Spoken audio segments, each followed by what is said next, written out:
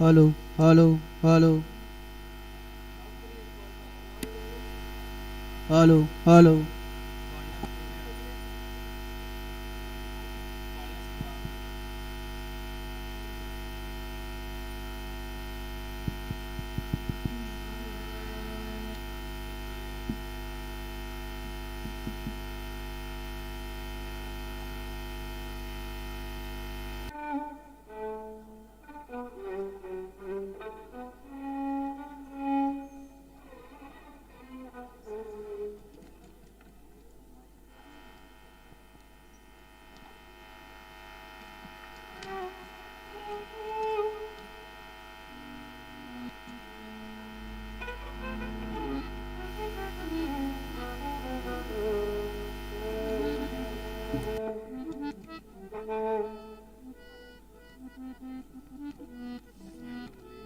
Hello hello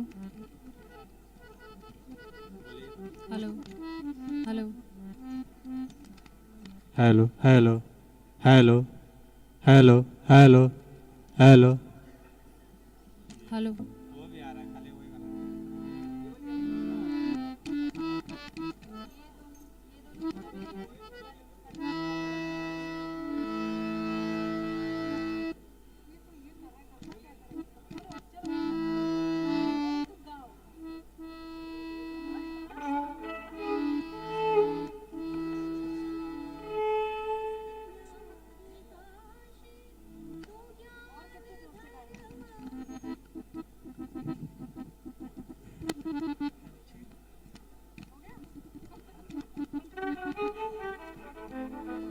hello check check one. Hello hello check. ये तीनों लोकों से न्यारे काशी, सो ज्ञान धर्म और सतराशि। बस ये तीनों लोकों से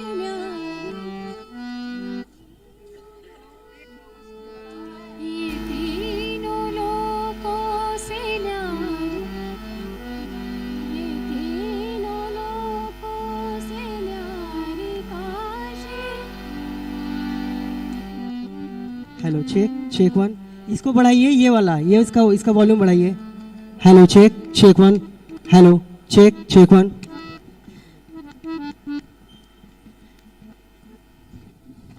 हेलो चेक। थोड़ा सा बढ़ेगा, ये बढ़ाइए और मॉनिटर में भी थोड़ा सा दे दीजिए।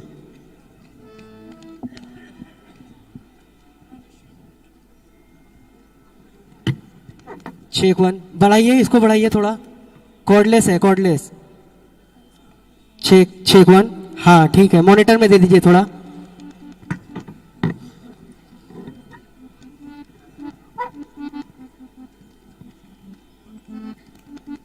Hello check check. बढ़ाइए, इसको भी बढ़ाइए, कॉर्डलेस है। हाँ चेक चेक वन। हाँ मॉनिटर में दे दीजिए थोड़ा। Thank you.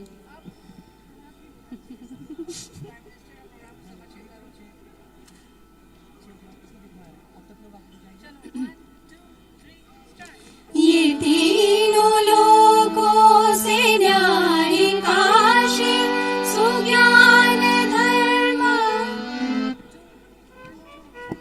ये तीनों लोकों से न्यारे Kashi, सुज्ञान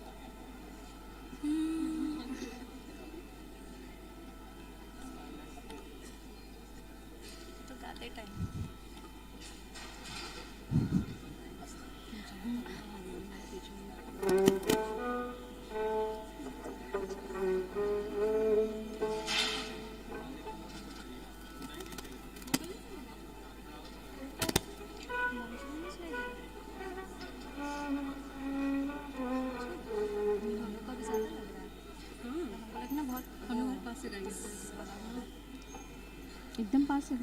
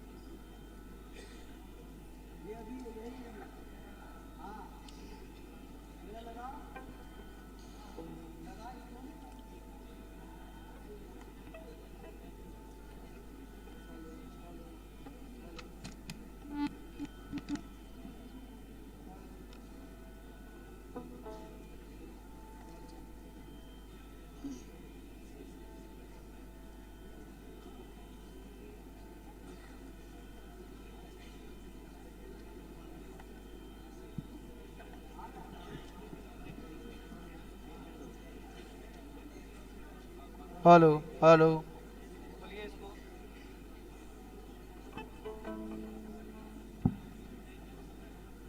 hello hello hello hello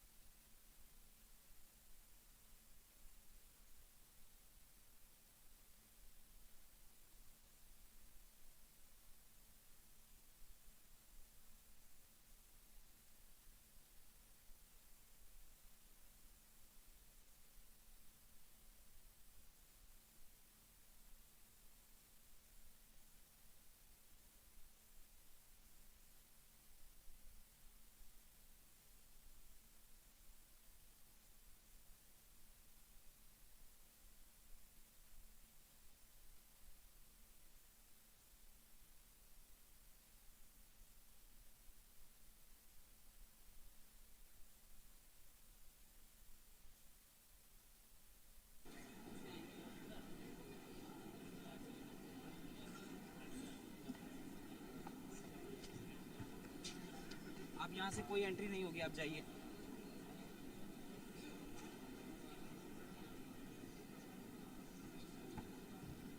hello hello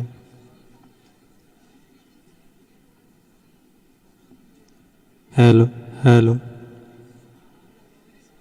hello hello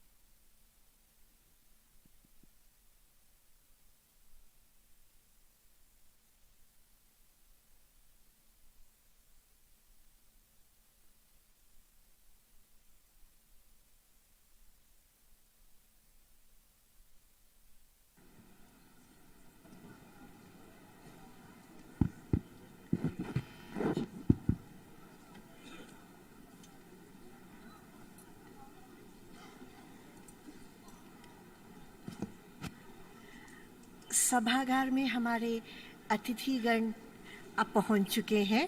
कृपया करतल ध्वनि से स्वागत करें।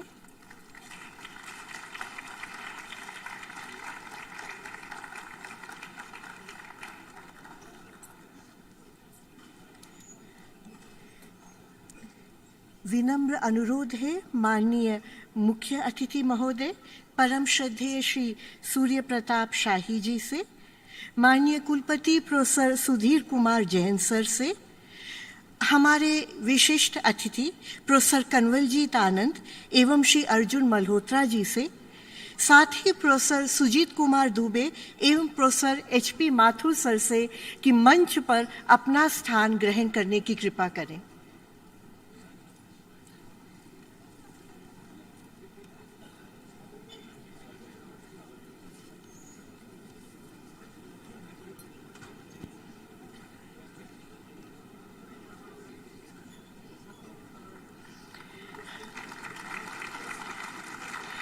We are indeed honored to welcome the distinguished gathering joining us both in person and online for the inaugural session of the 7th Ideal Village Conference on Rural Transformation for Sustainable Growth.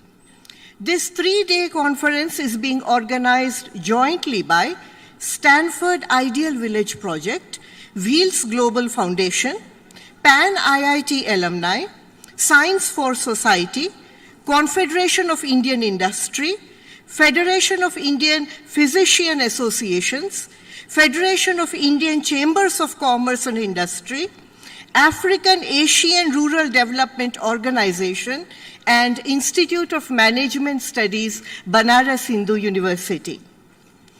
इस उद्घाटन सत्र में मंच पर मुख्य अतिथि के रूप में गरिमामयी उपस्थिति है माननीय कैबिनेट मंत्री कृषि, कृषि शिक्षा एवं कृषि अनुसंधान उत्तर प्रदेश परम श्रद्धेय श्री सूर्य प्रताप शाही जी की।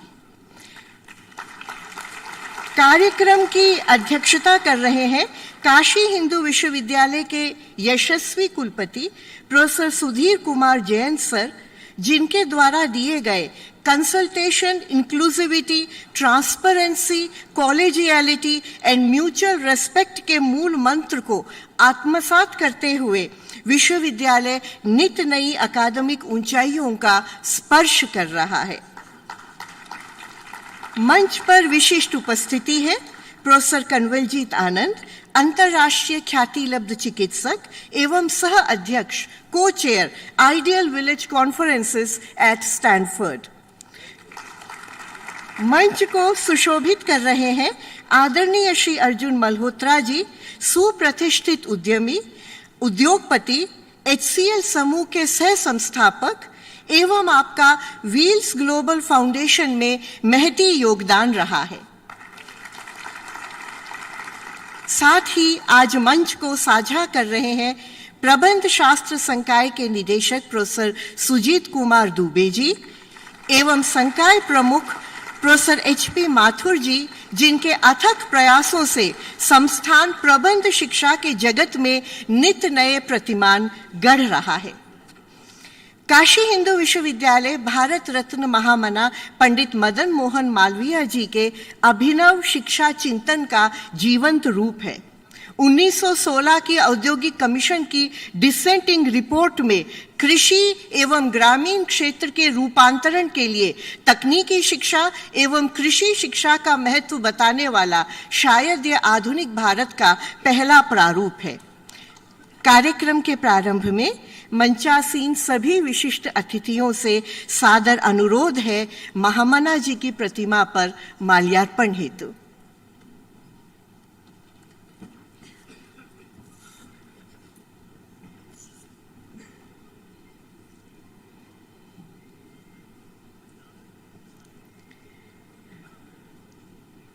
माल्यार्पण हेतु सादर निवेदन है माननीय मुख्य अतिथि महोदय से।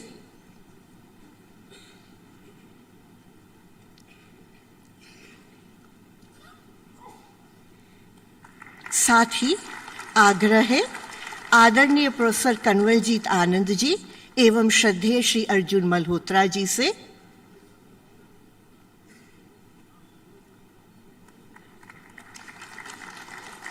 साथ ही निवेदन है प्रोफेसर सुजीत कुमार दुबे जी एवं प्रोफेसर HP माथुर जी से। हमारे विशिष्ट अतिथि तथा हमारे कुलपति माल्यार्पण कर चुके हैं। माल्यार्पण के पश्चात माननीय मुख्य अतिथि महोदय एवं मंचासीन विशिष्ट जनों से अनुरोध है दीप प्रज्वलन के लिए।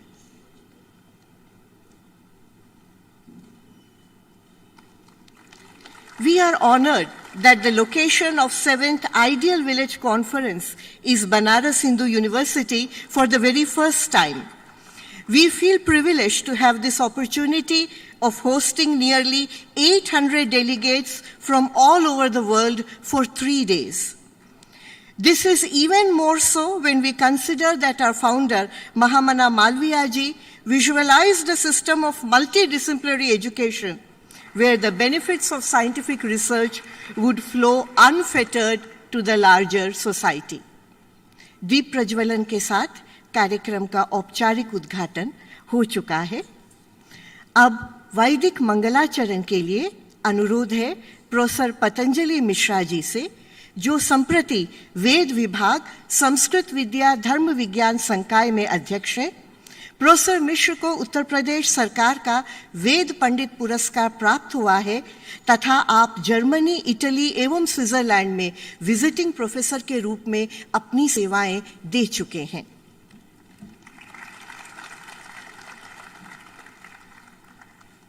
श्री गुरुभ्यो नमः। हरि ओम। शंभवाय मयो भवाय मयो भवाय शंभवाय शंभवाय मयो भवाय शंकराय शंकराय मयो भवाय शंभवाय शंभवाय मयो भवाय शंकराय शंभवायेति शम्मा भवाय मयो भवाय शंकराय शंकराय मयो भवाय शंकराय मयस्कराय मयस्कराय शंकराय मयो भवाय शंकराय मयस्कराय मयो भवायेति मयः भवाय शंकराय मयस्कराय मयस्कराय शंकराय शंकराय मयस्कराय शिवाय शिवाय मयस्कराय शंकराय शंकराय मयस्कराय शिवाय शंकरायेति शम्मा कराय मयस्कराय शिवाय शिवाय मयस्कराय मयस्कराय शिवाय शिवतराय शिवतराय शिवाय मयस्कराय मयस्कराय शिवाय शिवतराय मयस्करायेति मयः कराय शिवाय शिवतराय शिवतराय शिवाय शिवाय शिवतराय शिवतरायेति शिवतराय ओम।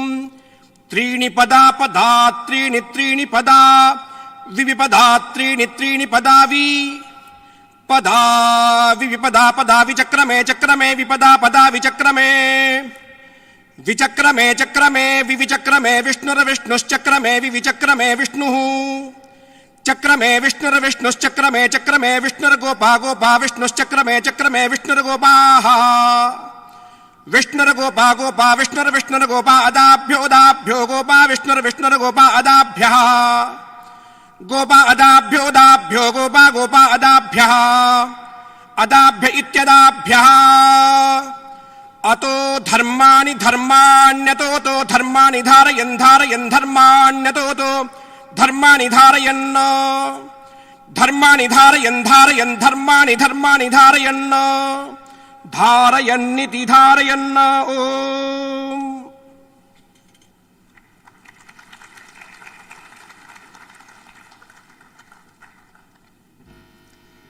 काशी हिंदू विश्वविद्यालय का कुलगीत महामना जी की विहंगम शिक्षा दृष्टि का सुंदर संगीतमय रूप है।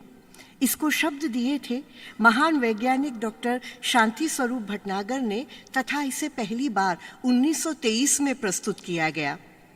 प्रोफेसर संगीता पंडित जी के निर्देशन में कुलगीत की प्रस्तुति मंच कला संकाय के विद्यार्थियों द्वारा की जाएगी।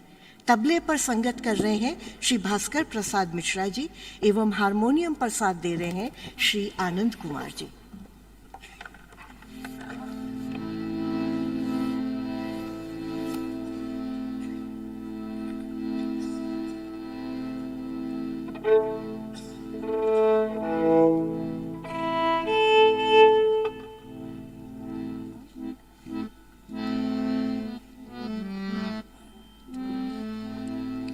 मधुर मनोहर अतीव सुंदर ये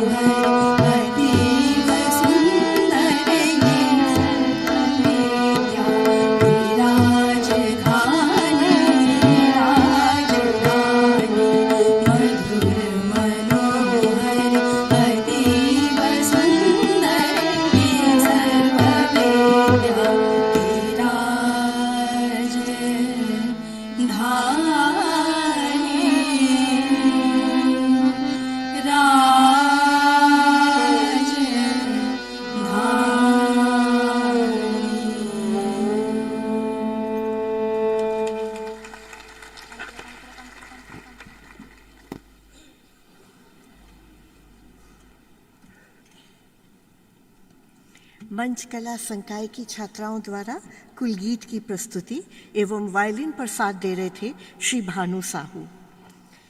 May I now request the Honorable Vice Chancellor, sir, to welcome our Honorable Chief Guest with a token of our immense respect, regard, and gratitude.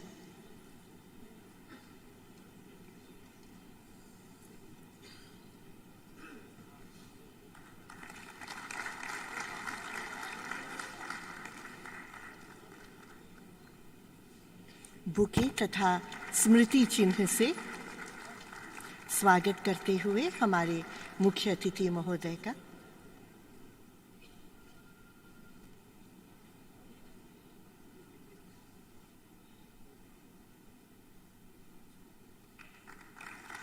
Kashi Vishwanath Dham की नयनाभिराम छटा ये स्मृति चिन्ह दर्शा रहा है।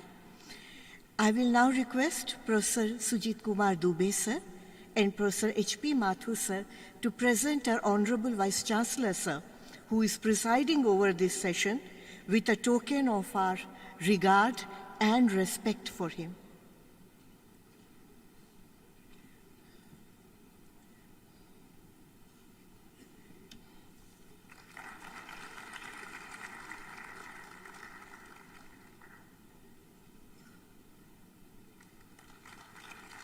Thank you, sir, for your guidance, support, every step of the way. I will now request Director Sir and Dean Sir to present on behalf of all of us a symbol of our regard, thankfulness, and admiration to our distinguished esteemed speakers today, Shri Arjun Malhotra ji and to Professor Kanwaljit Anand ji.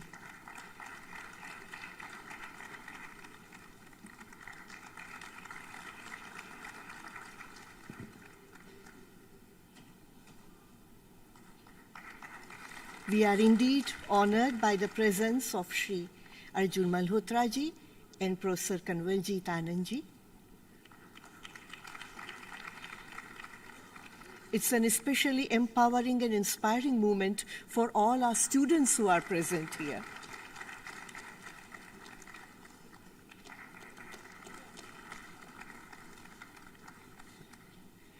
May I now request Professor Sujit Kumar Dubey sir, Director, Institute of Management Studies, Banaras Hindu University, for the formal welcome address.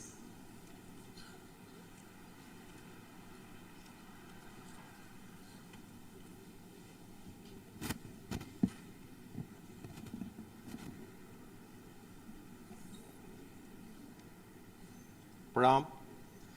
Kashi पुराधिपति की नगरी और महामना के इस पावन प्रांगण में उत्तर प्रदेश के मुख्यमंत्री श्रीमान योगी आदित्यनाथ जी के वरिष्ठ प्रतिनिधि माननीय श्री सूर्य प्रताप शाही कृषि मंत्री, उत्तर प्रदेश शासन की गरिमामयी उपस्थिति में पधारे मंचासीन स्टैनफोर्ड विश्वविद्यालय से प्रोफेसर कंवलजीत आनंद, व्हील्स ग्लोबल फाउंडेशन से श्री अर्जुन मल्होत्रा, काशी हिंदू विश्वविद्यालय के कुलपति प्रोफेसर सुधीर कुमार जैन, इस सभागार में विराजमान अभ्यागत अतिथिगण, विशिष्ट वक्ता, प्रतिभागीगण, छात्र व शिक्षकवृंद, अधिकारीगण, काशी के प्रबुद्ध नागरिक, प्रिंट और इलेक्ट्रॉनिक मीडिया के प्रचार बंधु, देवियों और सज्जनों, प्रबंध शास्त्र संस्थान काशी हिंदू विश्वविद्यालय की ओर से आप सभी का अभिनंदन और स्वागत करते हुए मुझे असीम हर्ष का अनुभव हो रहा है। हम सभी को आज 7th आइडियल विलेज कॉन्फ्रेंस के इस वैश्विक आयोजन के कालखंड और उत्तर प्रदेश व काशी हिंदू विश्वविद्यालय जैसे चयनित स्थान की उपयुक्तता स्पष्ट रूप से प्रतिबिंब हो रही है। इस आयोजन में सुधीजन आने वाले 3 दिवसीय ग्रामीण रूपांतर व प्रगति पर अपने चिंतन को धार प्रदान करेंगे और ये बड़े ही गर्व और संतोष का विषय है कि चिंतन मनन की प्रवाहित होती इस धारा के साथ साथ इस दिशा में उत्तर प्रदेश के हमारे दूरदृष्टा मुख्यमंत्री श्रीमान योगी आदित्यनाथ जी के मार्गदर्शन में चल रहे प्रयास प्रशंसा और अतुलनीयता के सुपात्र भी बन रहे हैं। और इसी श्रृंखला में आज हम सबका ये बड़ा सौभाग्य है कि इस कार्यक्रम में उत्तर प्रदेश के कृषि मंत्री श्री सूर्य प्रताप शाही जी पधारे हैं। इस आयोजन का लक्ष्य और माननीय कृषि मंत्री जी के ऐसे अवसर पर उपस्थिति निस्संदेह शुभ और सफलता की सूचक है।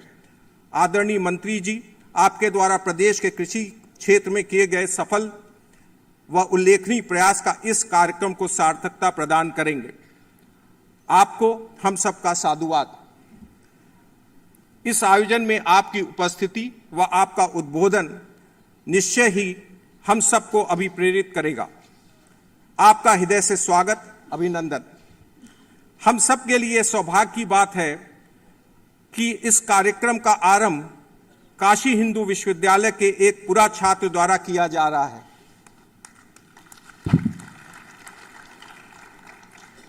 दूरगामी लक्ष्य की प्रेरणा से अभिसिंचित इस आयोजन की कल्पना और संरचना करने वाले प्रोफेसर कंवलजीत और वीज ग्लोबल फाउंडेशन एवं एससीएल समूह के सह संस्थापक श्री अर्जुन मल्होत्रा, आप दोनों ही इस महत्वपूर्ण आयोजन की धुरी हैं। आज इस कार्यक्रम में आपकी उपस्थिति सम्मेलन में पल्लवित विचारों व प्रयासों को अवश्य ही एक निश्चित दिशा प्रदान करेगी। आप दोनों का बहुत बहुत स्वागत है। इस कार्यक्रम में पधारे हम सबके प्रेरणा स्रोत काशी हिंदू विश्वविद्यालय के ऊर्जावान कुलपति आदरणीय प्रोफेसर सुधीर कुमार जैन जी का यह समग्रता से दिया हुआ मार्गदर्शन व उत्साही था, जिसके फलस्वरूप आज यह महत्वपूर्ण वैश्विक सम्मेलन का आरंभ संभव हो पाया है। आपका हार्दिक स्वागत है। यह मेरा अटल विश्वास है कि आप सभी गणमान्यों की उपस्थिति आज इस विराट व समीचीन आयोजन को निश्चय ही सफलता के नए उत्कर्ष पर ले जाएगी। पुनः भावपूर्ण स्वागत है आप सभी का। धन्यवाद।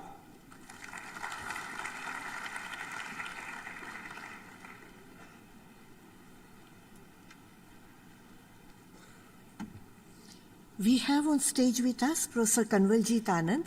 We feel privileged, sir, to invite you to share with us the vision and thinking behind the Ideal Village Conference.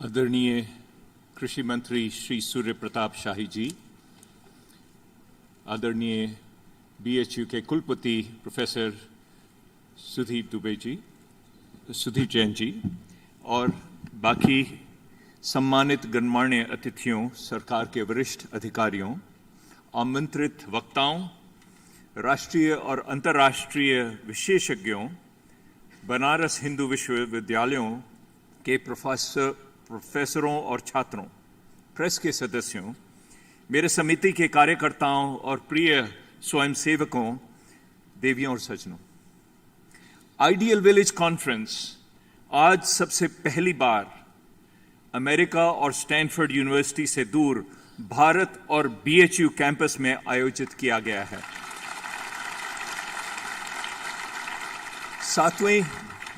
सातवें आदर्श ग्राम सम्मेलन में तहे दिल से मैं आप सभी का बहुत बहुत स्वागत करता हूं। यह आदर्श ग्राम क्या है? यह आदर्श ग्राम अवधारणा क्या है? हितधारकों, सामाजिक संगठनों और सरकार के सहयोग से यह आदर्श ग्राम समग्र और टिकाऊ तकनीकी समाधानों से वैश्विक स्तर पर गांव के लोगों और ग्रामीण समुदायों की आवश्यक जरूरतों को सक्षम करने पर केंद्रित है। 2016 से वार्षिक आदर्श ग्राम सम्मेलनों ने सरकारी एजेंसियों, गैर सरकारी संगठनों, कॉरपोरेट्स, विश्वविद्यालयों और फाउंडेशनों के लिए स्टैनफोर्ड यूनिवर्सिटी में एक एकीकृत सहयोग मंच बनाया है, जो ग्रामीण समुदायों को स्वस्थ, आत्मनिर्भर और आर्थिक प्रगति की ओर ले जा रहा है। आज के सम्मेलन का विषय है ग्रामीण परिवर्तन से सतत विकास, rural transformation for sustainable growth, और यह 6 प्रमुख पटरियों पर चलेगा। पहला, स्वास्थ्य और पोषण। दूसरा, जल और स्वच्छता। तीसरा कृषि और खेती, चौथा शिक्षा और कौशल विकास, पांचवा ऊर्जा और पर्यावरण, और छठा स्थिर आजीविका के साधन। इसके अलावा 6 कार्यशालाएं भी हैं, एक जीवंत प्रदर्शनी है, पोस्टर प्रस्तुतियां हैं और एक सुंदर सांस्कृतिक कार्यक्रम भी है जो स्थानीय प्रतिभाओं की विशेषता से अलंकृत है। कुछ लोग कह सकते हैं ये बड़ा सम्मेलन स्वाभिमानी शिक्षकों और अधिकारियों का एक हंगामा ही है, लेकिन यह हंगामा नहीं।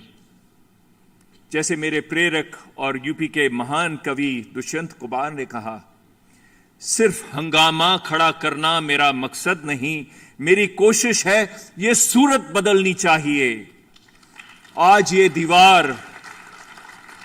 दीवार पर्दे की तरह हिलने लगी, शर्त थी लेकिन कि बुनियाद हिलनी चाहिए। हां, बुनियाद हिलेगी।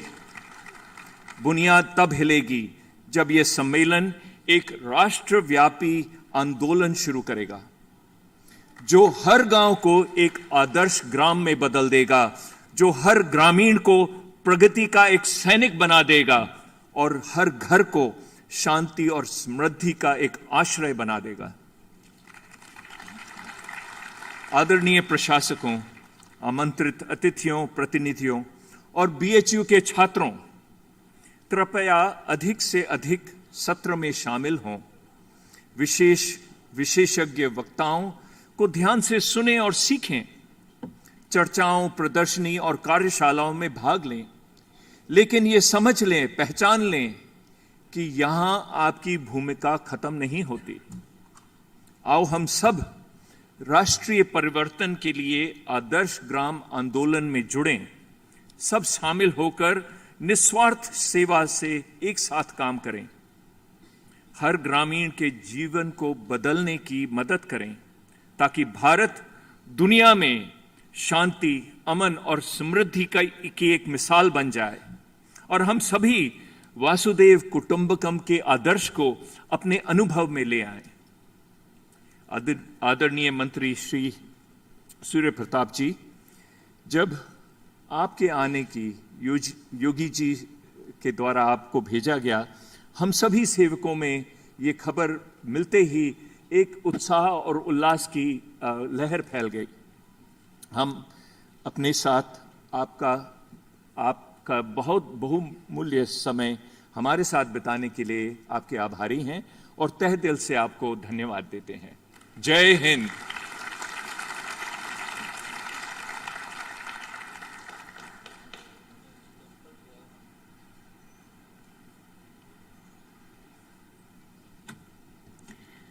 The Ideal Village Conference, which highlights the 6 spokes of rural transformation, indeed, sir, is a window for our students to participate and contribute in the transformation of rural areas. Thank you, sir. We are indeed honored that this occasion is being graced by the presence of Shri Arjun Malhotra ji. May I now request you, sir, to share your vision about the Wheels Global Foundation. Shri Arjun Malhotra ji.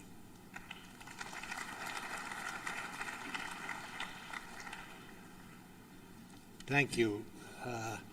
I am going to be different and speak in English because if I have to use technical terms, it's very difficult to mix both Hindi and English, and I have done a number of computer presentations in Hindi which haven't gone very well.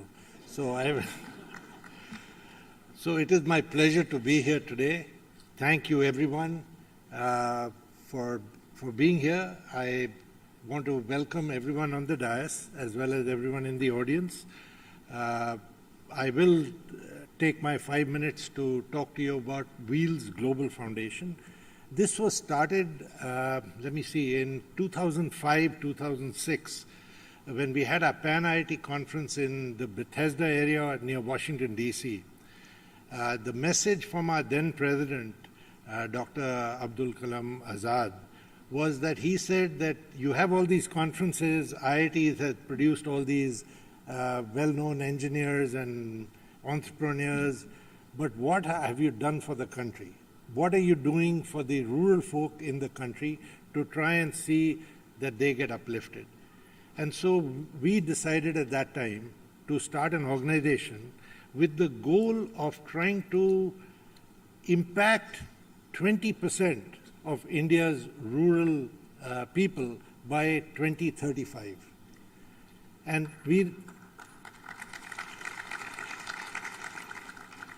we looked at the 17 sustainable goals, development goals, SDGs, that the UN had set up, and identified 6 of them that we thought were interconnected and would need to be looked at holistically to try and make that improvement, or try and make that impact, I should say. They are, and that is reflected in our name. WGF stands for Wheels Global Foundation. Wheels is an acronym for water, health, environment, education, WHEEL, livelihoods, and sustainability. And if you look at those 6 pillars or items, when you look at going to a village and try and improve those 6, they tend to be interconnected in some way. For example, health is connected to water, education is connected to livelihoods. We thought that we would have to look at it holistically to do that. We have been doing some work. We have a smart village program that's running in the Aravalis. I won't get into the details. We'll probably talk about it during the conference. But I just wanted to say we are seeing the difference we are trying to make is that we are trying to leverage technology to try and solve or help solve some of these problems. And because a lot of us are from the IITs, that's where it started, we are trying to leverage the IITs to try and help us solve these problems. Originally, when we started, there were just a few. There are now 23 IITs, including one on this campus at the university, and we are looking forward to working with all of them to try and see how we can improve things in rural areas. And I today want to say that while India is the priority and where we want to focus, I think the solutions that we are looking at are going to be applied all over the world. Thank you.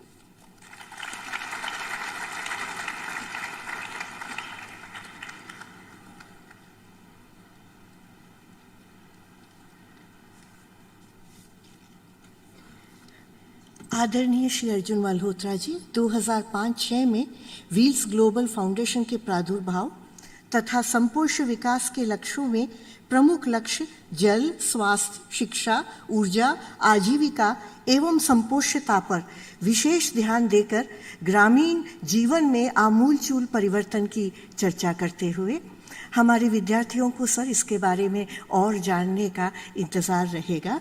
Thank you very much sir. अब माननीय मुख्य अतिथि महोदय से मेरा विनम्र अनुरोध है उनके उद्बोधन के लिए तथा निवेदन है कि अपने आशीर्वचनों से हमें अभिसिंचित करें.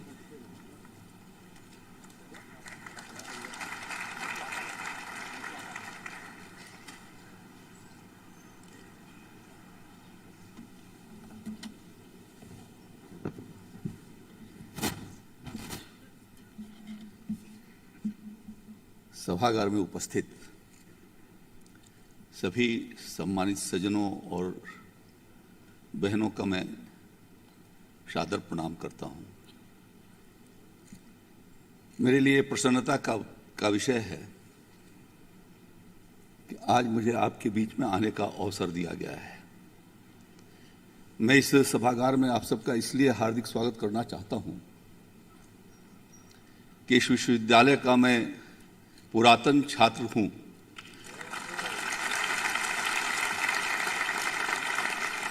मैं अपने मुख्यमंत्री योगी जी को कितना आभार प्रकट करूं. यद्यपि मैं महसूस कर रहा हूं कि यदि वो होते तो बहुत अच्छा होता. इस मां गंगा के पावन तट पर बाबा विश्वनाथ की नगरी में आप सबका जो भारत से विभिन्न देशों के बीच जाकर के अपना प्रतिनिधित्व दे रहे हैं, मैं सबका हृदय की गहराइयों से अभिनंदन करता हूं, स्वागत करता हूं। आप जिस अभियान को प्रारंभ किए हैं, इस अभियान की शुरुआत आदरणीय प्रधानमंत्री जी ने 2014 में प्रधानमंत्री की शपथ लेते ही शुरू की थी, लेकिन उस महत्वपूर्ण आयाम को आंदोलन के रूप में परिवर्तित करने के लिए जो ये 3 दिवसीय कॉन्फ्रेंस हो रहा है, जिसकी अध्यक्षता यहाँ पर हमारे कुलपति प्रोफेसर श्री सुजीत कुमार जैन साहब ने इस आयोजन का अवसर दिया है, ऐसे प्रोफेसर सुजीत कुमार जैन साहब, स्टैनफोर्ड से आए हुए प्रोफेसर आनंद साहब, प्रोफेसर अर्जुन मल्होत्रा साहब, मेरे गृह जनपद जो मेरा अनडिवाइडेड डिस्ट्रिक्ट है उसके ही रहने वाले professor Sujit Kumar Dubey ji, professor HP Mathur साहब, संचालिका महोदया जिनका नाम से मैं परिचित नहीं हूं, लेकिन बहुत अच्छे तरीके से उन्होंने संचालन कर रखा है,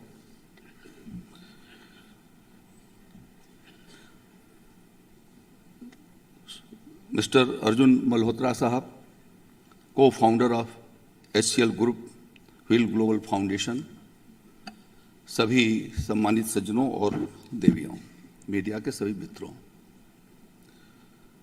जैसा मैंने कहा कि ये सतत विकास के लक्ष्य को लेकर के जिस दिन प्रधानमंत्री जी ने प्रधानमंत्री के शपथ ग्रहण करने के पश्चात आदरणीय नरेंद्र मोदी जी ने सेंट्रल हॉल में जब नए संसद सदस्यों को संबोधित कर रहे थे, उस समय ही उन्होंने कहा था कि मेरी सरकार गांव, गरीब और मजलूमों के लिए समर्पित है। मेरे सरकार का बजट उसी पर लगेगा और मैं ये कह सकता हूं कि पिछले 8 वर्षों में आदरणीय प्रधानमंत्री मोदी जी ने ग्रामीण सतत विकास के दृष्टि के लिए जो आपने सब्जेक्ट चुने हैं, विषय चुने हैं, उनको ठीक प्रकार से क्रियान्वयन करने का काम प्रारंभ किया है और उसके परिणाम अब अनुकूल आने लगे हैं।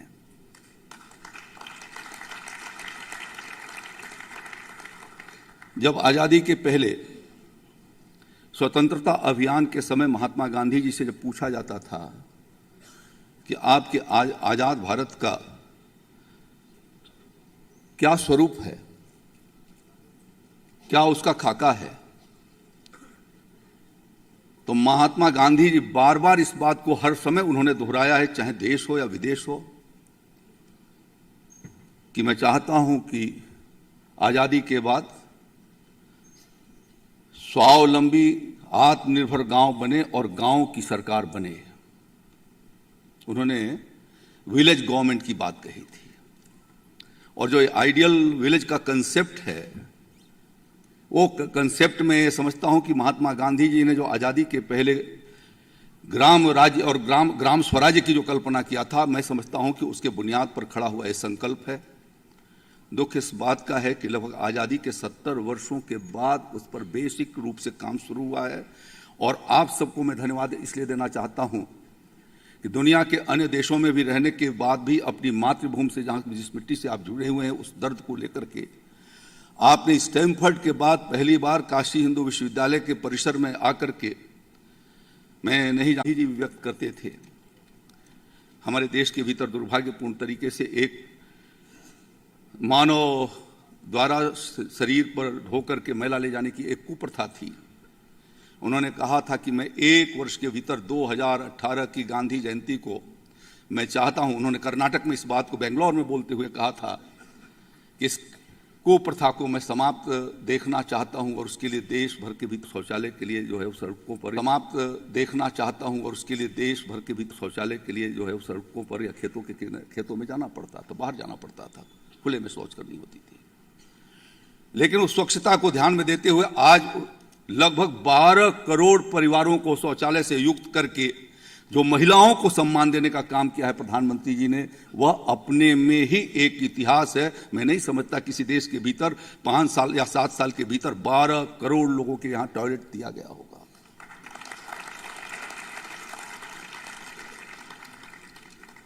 हमारा देश विकासशील देश है।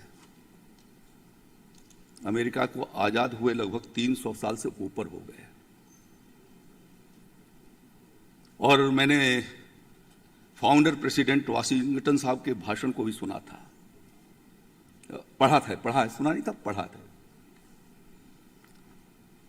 और उन्होंने जिन परिस्थितियों का उल्लेख किया है उस अमेरिका के बैकग्राउंड का, कि किन परिस्थितियों में यूनाइटेड स्टेट ऑफ अमेरिका बना, भारत की आजादी के बाद में जब पढ़ रहा था उसको, तो मुझे अनुभव हो रहा था कि जो वाशिंगटन साहब ने महसूस किया था वो भारत के आजादी के बाद वैसी ही परिस्थितियां यहां पर बन गई थी, लेकिन उनसे उबारने का उन्होंने काम किया। वहां के मैं इसलिए उल्लेख कर रहा हूं कि उन्हीं परिस्थितियों से आज हमारे देश को निकाल करके आजादी के 75 वर्षों के बाद अमृत महोत्सव को मनाते हुए एक नया संकल्प प्रधानमंत्री जी ने रखा है अगले 25 वर्ष का। और उस 25 वर्ष के उस संकल्प के भीतर हमारी उत्तर प्रदेश की एक महत्वपूर्ण भूमिका हो जाती है, क्योंकि हम दुनिया के 6ठे या 7वें देश के रूप में, हमारी पॉपुलेशन 25 करोड़ की जनसंख्या की आबादी वाला यह उत्तर प्रदेश ब्राजील से ज्यादा हमारी पॉपुलेशन अकेले उत्तर प्रदेश की है। ब्राजील के बराबर हमारी पॉपुलेशन है। आधा यूरोप इसके भीतर सिमट जाता है और इसलिए हमारी समस्याएं भी अधिक रही हैं। लेकिन मैं ये कह सकता हूं कि हमारे मुख्यमंत्री योगी आदित्यनाथ जी ने पिछले 5.5 वर्षों के भीतर अनवरत जो प्रयास किए हैं उत्तर प्रदेश के लिए, यहां के लॉ एंड ऑर्डर की सिचुएशन शिकागो जैसी थी, लेकिन उत्तर प्रदेश के उसमें बदल दिया। आज किसी की हिम्मत नहीं है कि सरेआम सड़कों के ऊपर जो है वो गुंडागर्दी कर सके। कानून व्यवस्था जान है तो जहान है, जीवन रहेगा तो बाकी सारी चीजें चलने वाली हैं। और इसलिए सुरक्षा को, सिक्योरिटी को सबसे पहले उन्होंने प्रायोरिटी दिया। और सिक्योरिटी के बाद सबसे पहले उन्होंने इस बात को, क्योंकि जब हम आए थे सरकार में 2017 के समय, तो उसके पूर्व के हालात ये थे कि बुंदेलखंड के भीतर और महाराष्ट्र के भीतर अनेक राज्यों के भीतर किसान जो है वो सुसाइड कर रहा था। सुसाइडल केस, बहुत नंबर ऑफ सुसाइडल केस थे। अकेले महाराष्ट्र के भीतर यूपीए गवर्नमेंट के में लगभग 26,000 किसानों ने सुसाइड किया था। बुंदेलखंड में भी वो संख्या लगभग 500-600 से 1000 के करीब पहुंच गई थी। मैं ये कह सकता हूं कि पिछले 5 साल के भीतर योगी आदित्यनाथ जी की सरकार की नीतियों की वजह से उत्तर प्रदेश के किसानों का सुसाइडल थम गया और जो उनकी बुनियादी समस्याएं थी उनकी समाधान करने के लिए हम लोगों ने उस दिशा में प्रयास किया है।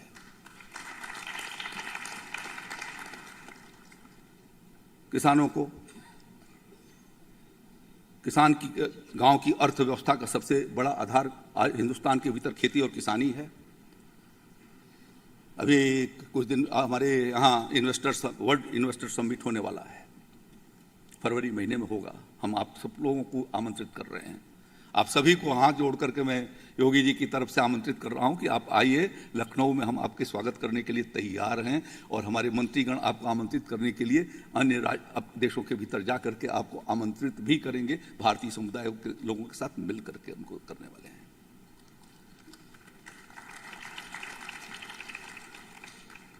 तो मैं ये कह रहा था कि जो बुनियाद, अर्थव्यवस्था की बुनियाद हमारी जो है खेती और किसानी है। आज भी भारत के भीतर 60% से ज्यादा और उत्तर प्रदेश के भीतर 68% लोग जो है वो खेती किसानी पर निर्भर करते हैं और गांव में वो रहते हैं। लगभग 60% से ज्यादा जनसंख्या उत्तर प्रदेश की गांव के भीतर रहती है। और इसलिए गांव को भी शहर जैसा जीवन मिल सके, यह अपने में एक महत्वपूर्ण बात है, जिस महत्वपूर्ण बिंदु पर आप चर्चा करने के लिए 3 दिन आप इसके ऊपर विचार विमर्श करेंगे।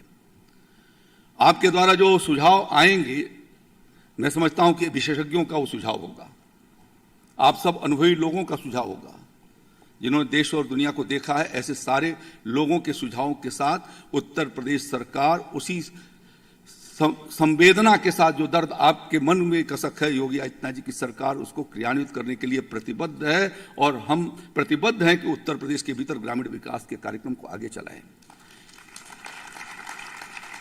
हम लोग 22,000 करोड़ रुपए से हर घर नल वाटर सप्लाई सिस्टम खड़ा करने के लिए हमारी योजनाएं शुरू हो गई हैं और उधर लगभग मैं समझता हूं कि 42-43 जिलों के भीतर हमारा काम चल रहा है। हम लोगों ने प्रायोरिटी दी है बुंदेलखंड को, साथ साथ में मिर्जापुर विंध्य बगल का पड़ोस का जो मंडल है विंध्य मंडल और पूर्वी उत्तर प्रदेश के उन इलाकों को जिसमें इंसेफेलाइटिस से जल जनित बीमारियों की वजह से लोगों का असमय कलवित जो हो जाया करते थे उनके जीवन को संरक्षण मिल सके, इसके लिए हम लोगों ने वो अभियान चलाए हैं। इंसेफेलाइटिस जापान में 18वीं सदी में आई थी। उत्तर प्रदेश में पहली बार उसकी अनुभूति 1977 में जब हम लोग यहाँ से यूनिवर्सिटी से गए थे, अपने देवरिया और कुशीनगर और चंपारण बिहार से लेकर के मुजफ्फरपुर तक ये पूरा तराई का बेल्ट पीलीभीत तक और आगे सहारनपुर तक जो है वो उससे प्रभावित हुआ था। लेकिन लगभग 60 साल लगे उसके उपाय को खोजने में। मैं धन्यवाद देना चाहता हूं अपने मुख्यमंत्री योगी आदित्यनाथ जी को कि पिछले 5 साल के भीतर लगातार उन्होंने प्रयास करके उसको मिनिमाइज कर दिया है कि जो लगभग 2000 बच्चे अकाल कलवित मौत होते थे, आज उनकी संख्या घट करके 2.5 में आ गई है। ये उत्तर प्रदेश के माननीय मुख्यमंत्री जी के नेतृत्व में चलने वाले स्वास्थ्य अभियान का परिणाम है। आदरणीय प्रधानमंत्री जी ने बच्चों के शिशु मृत्यु दर, उनके बीमारियों को रोके जाने के लिए वैक्सीन का एक एम्ब्रेला इंद्रधनुष के नाम से उन्होंने संचालित किया कि 100% उस शेड्यूल का जो है परिपालन किया जाए, 100% उस शेड्यूल का परिपालन किया जाए। नियमित रूप से हमारी स्वास्थ्य सेविकाएं आज गांव के भीतर जाती हैं, जा करके उनका बच्चों की दवाओं को देने का काम, कुपोषण की समस्या के समाधान की दृष्टि से उनको न्यूट्रिशन फूड कैसे मिल सके इसकी हम व्यवस्था कर रहे हैं। और अब तो हम लोगों ने उसको सेल्फ हेल्प ग्रुप को देने का फैसला कर दिया है और बहुत से जिलों में हमने उनको दे दिया है। कल ही मैंने प्रयागराज के भीतर टोटली सेल्फ हेल्प ग्रुप से संचालित किए जाने वाले ऐसे यूनिट का कल हमने लोकार्पण किया। 1 करोड़ रुपए की लागत से वो न्यूट्रिशन जो फूड है उसको बनाने का वो हमारा कारखाना लगा है। 60 लाख उनको वर्किंग कैपिटल दी गई है। जो उसमें महिलाएं काम कर रही हैं उनको 8,000 रुपया उनको मासिक वेतन उनको दिया जाएगा। जो सेल्फ हेल्प ग्रुप को हम मदद करते थे उस सबको जो है वो क्लस्टर्स में ऑर्गेनाइज करके और इंटीग्रेट करके ऐसे 25-30 सेल्फ हेल्प ग्रुप को इकट्ठा करके और जो उनका वर्किंग कैपिटल बनता था वो उसको डाल दिया गया, जिसकी वजह से कल वहां पर हम उसकी शुरुआत कर सके हैं। और उत्तर प्रदेश में से 204 इकाइयों को बना रहे हैं और ये 204 इकाइयां कोई 3-4-5 साल में नहीं बनेगी, इस साल के अंत तक वो 204 इकाइयां खड़ी हो जाएंगी। ये समर्पण है योगी आदित्यनाथ जी की सरकार की। हम प्रयास कर रहे हैं उसके साथ। इतने बड़े राज्य के भीतर जब कोविड-19 आई तो मेरी 2 लड़कियां वही आपके सनीवेल में रहती हैं।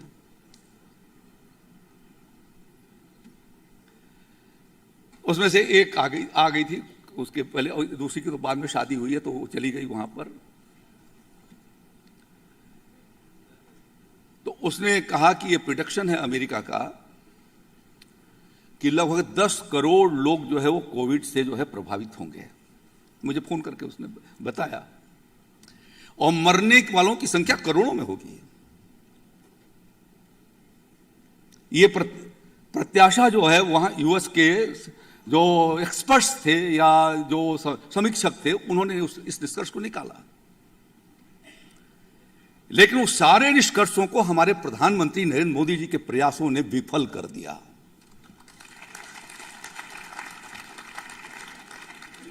हमारे यहां बीमार होने वालों की संख्या 3 करोड़ से नीचे की है, 2.5 करोड़ के करीब है, पूरे देश भर की बता रहा हूं मैं। राज्य भर के भीतर की संख्या वो लगभग 30 लाख के करीब है। हम लोगों ने लगभग जो है 90% को हम लोगों ने सेकेंड डोज देने के बाद बूस्टर डोज हम उनको दे चुके हैं।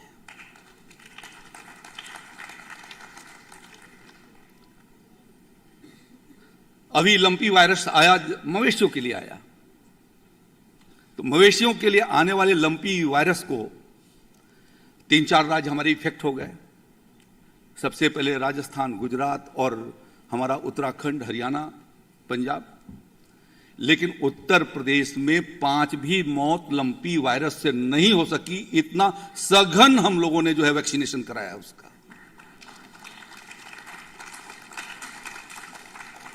तो कितना विजिलेंट है आज की सरकार,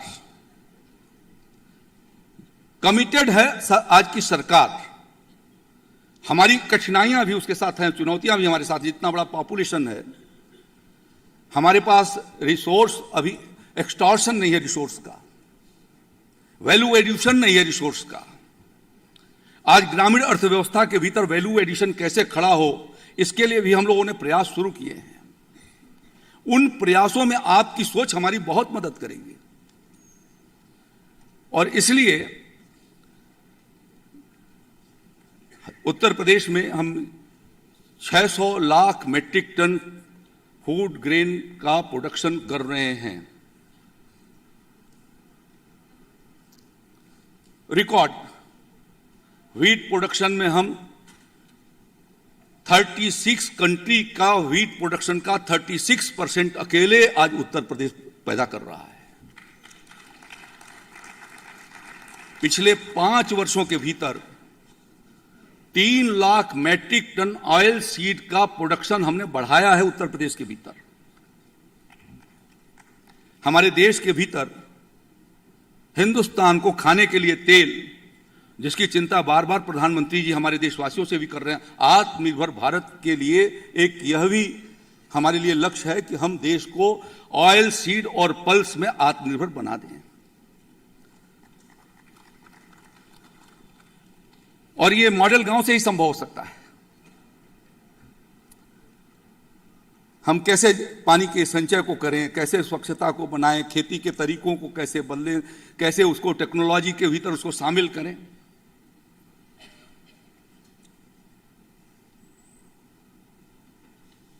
तो फूड ग्रेन की हमारे पास हम सबसे लगभग 400 लाख मेट्रिक टन हम फ्रूट्स और वेजिटेबल का उत्पादन कर रहे हैं।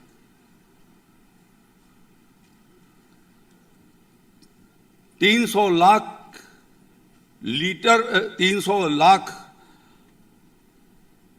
लीटर हम लोग जो है दूध उत्पादन कर रहे हैं और larger milk producer Uttar Pradesh आज की तारीख में है। पहले हमारा दूध जो है वो जाता था गुजरात, अमूल के लोग खरीद के ले जाते थे या मदर डेयरी के लोग ले जाते थे। हमारे दूध प्रोडक्शन को देख करके प्रधानमंत्री जी की प्रेरणा से अब अमूल जो है आकर के वाराणसी में लगा रहा है, लखनऊ में लगा रहा है, मदर डेयरी आकर के यहां पर लगा रही है, लखनऊ में लगा रही है। जहां रॉ मटेरियल होगा वहां पर लोग आएंगे।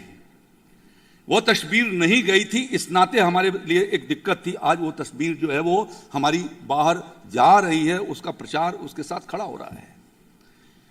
तो मैं आपसे यह निवेदन करना चाहता हूं कि आप हमारे उत्तर प्रदेश राज्य को भी आइए। हम सबसे ज्यादा पोटैटो प्रोडक्शन कर रहे हैं इस समय। पिछले लास्ट ईयर हमने 165 लाख मेट्रिक टन हम लोगों ने पोटैटो प्रोडक्शन किया है। उत्तर प्रदेश से 10 लाख मेट्रिक टन शुगर जो है वो एक्सपोर्ट हुई है। हम देश के इथेनॉल बनाए जाने में हम 60% ethanol sugar cane base ethanol Uttar Pradesh के भीतर बनना शुरू हो गया है और इसके अपार संभावनाएं हैं। हम केंद्रित कर रहे हैं कि कैसे हमारे ग्रामीण विकास के कार्यक्रम भी एक गांव आदर्श गांव के रूप में खड़ा कैसे हो। स्वर्गीय नानाजी देशमुख आप में से कुछ लोग शायद उनके नाम को सुने होंगे, उनसे परिचित भी होंगे। नानाजी देशमुख लोकसभा के भीतर 1977 में चुने गए और 1977 में उन्हें भारत सरकार के उद्योग मंत्री के रूप में उन्हें शपथ ग्रहण करने के लिए मोरारजी भाई ने बुलाया था, लेकिन उन्होंने उसको फोरगो कर दिया। उन्होंने कहा समाज सेवा ही हमारा लक्ष्य है, और उन्होंने एक अभियान चलाया। सबसे बैकवर्ड आज भी एस्पिरेशनल डिस्ट्रिक्ट के भीतर बलरामपुर डिस्ट्रिक्ट आती है। उन्होंने कहा यहां गांव के किसानों को खेतों के सिंचाई का हम प्रबंध करेंगे, और कच्चा कुआं और बांस का जो बैम्बूज बोरिंग करके और किसानों के खेत को सिंचाई की सुविधा 20,000 bamboos irrigation facility Nanaji Deshmukh ने वहां पर खड़ा किया। आप आए हैं यहां पर तो मैं निवेदन करना चाहूंगा कि एक बार चित्रकूट भी जाइए, जहां पर नानाजी ने जो काम खड़ा किया है। नानाजी ने वहां पर 200 से ज्यादा गांव को उन्होंने गोद ले लिया, और अनएम्प्लॉयड ग्रेजुएट्स को उन्होंने प्रेरित करके और गांव के जो समग्र विकास के जो अपने ये सारे लक्ष्य हैं, जल संरक्षण, पर्यावरण प्रदूषण से मुक्ति, महिला सशक्तिकरण, न्यूट्रिशन, इन सारे चीजों पर लोगों को जानकारी देकर के वहां पर उसको खड़ा करना। हमारे योगी आदित्यनाथ जी की सरकार ने उसी पैमाने पर आधार पर उत्तर प्रदेश के भीतर काम शुरू किया हुआ है। हम लोगों ने 68,000 ग्राम पंचायतों में से लगभग 50,000 ग्राम पंचायतों में हमने एक सचिवालय बनाया है।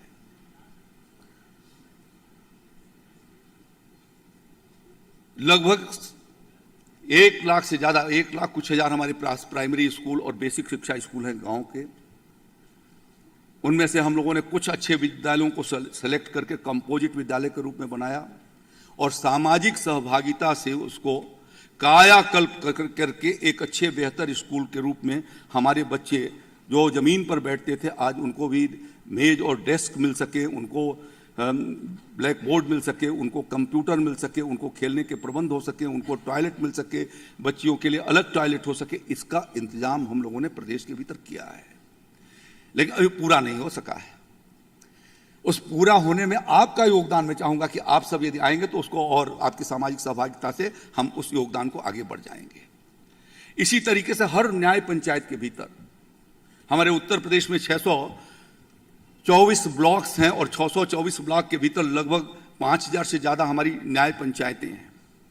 उनमें एक वेलनेस सेंटर बना हुआ था जो जर्जर हालत में था, उनको भी हम लोगों ने सामाजिक सहभागिता से, मातृ शिशु कल्याण केंद्र था वो, मैटरनिटी चाइल्ड सेंटर के रूप में वो चलती थी, लेकिन जर्जर और एबेंडन हो गई थी। उसको ठीक करके हम उसे हम लोग उसको वेलनेस सेंटर के रूप में उसको हम तैयार कर रहे हैं, और बहुत सारे गांव, मुझे लगता है कि 2,500-3,000 हजार गांवों में हमने तैयार कर लिया है।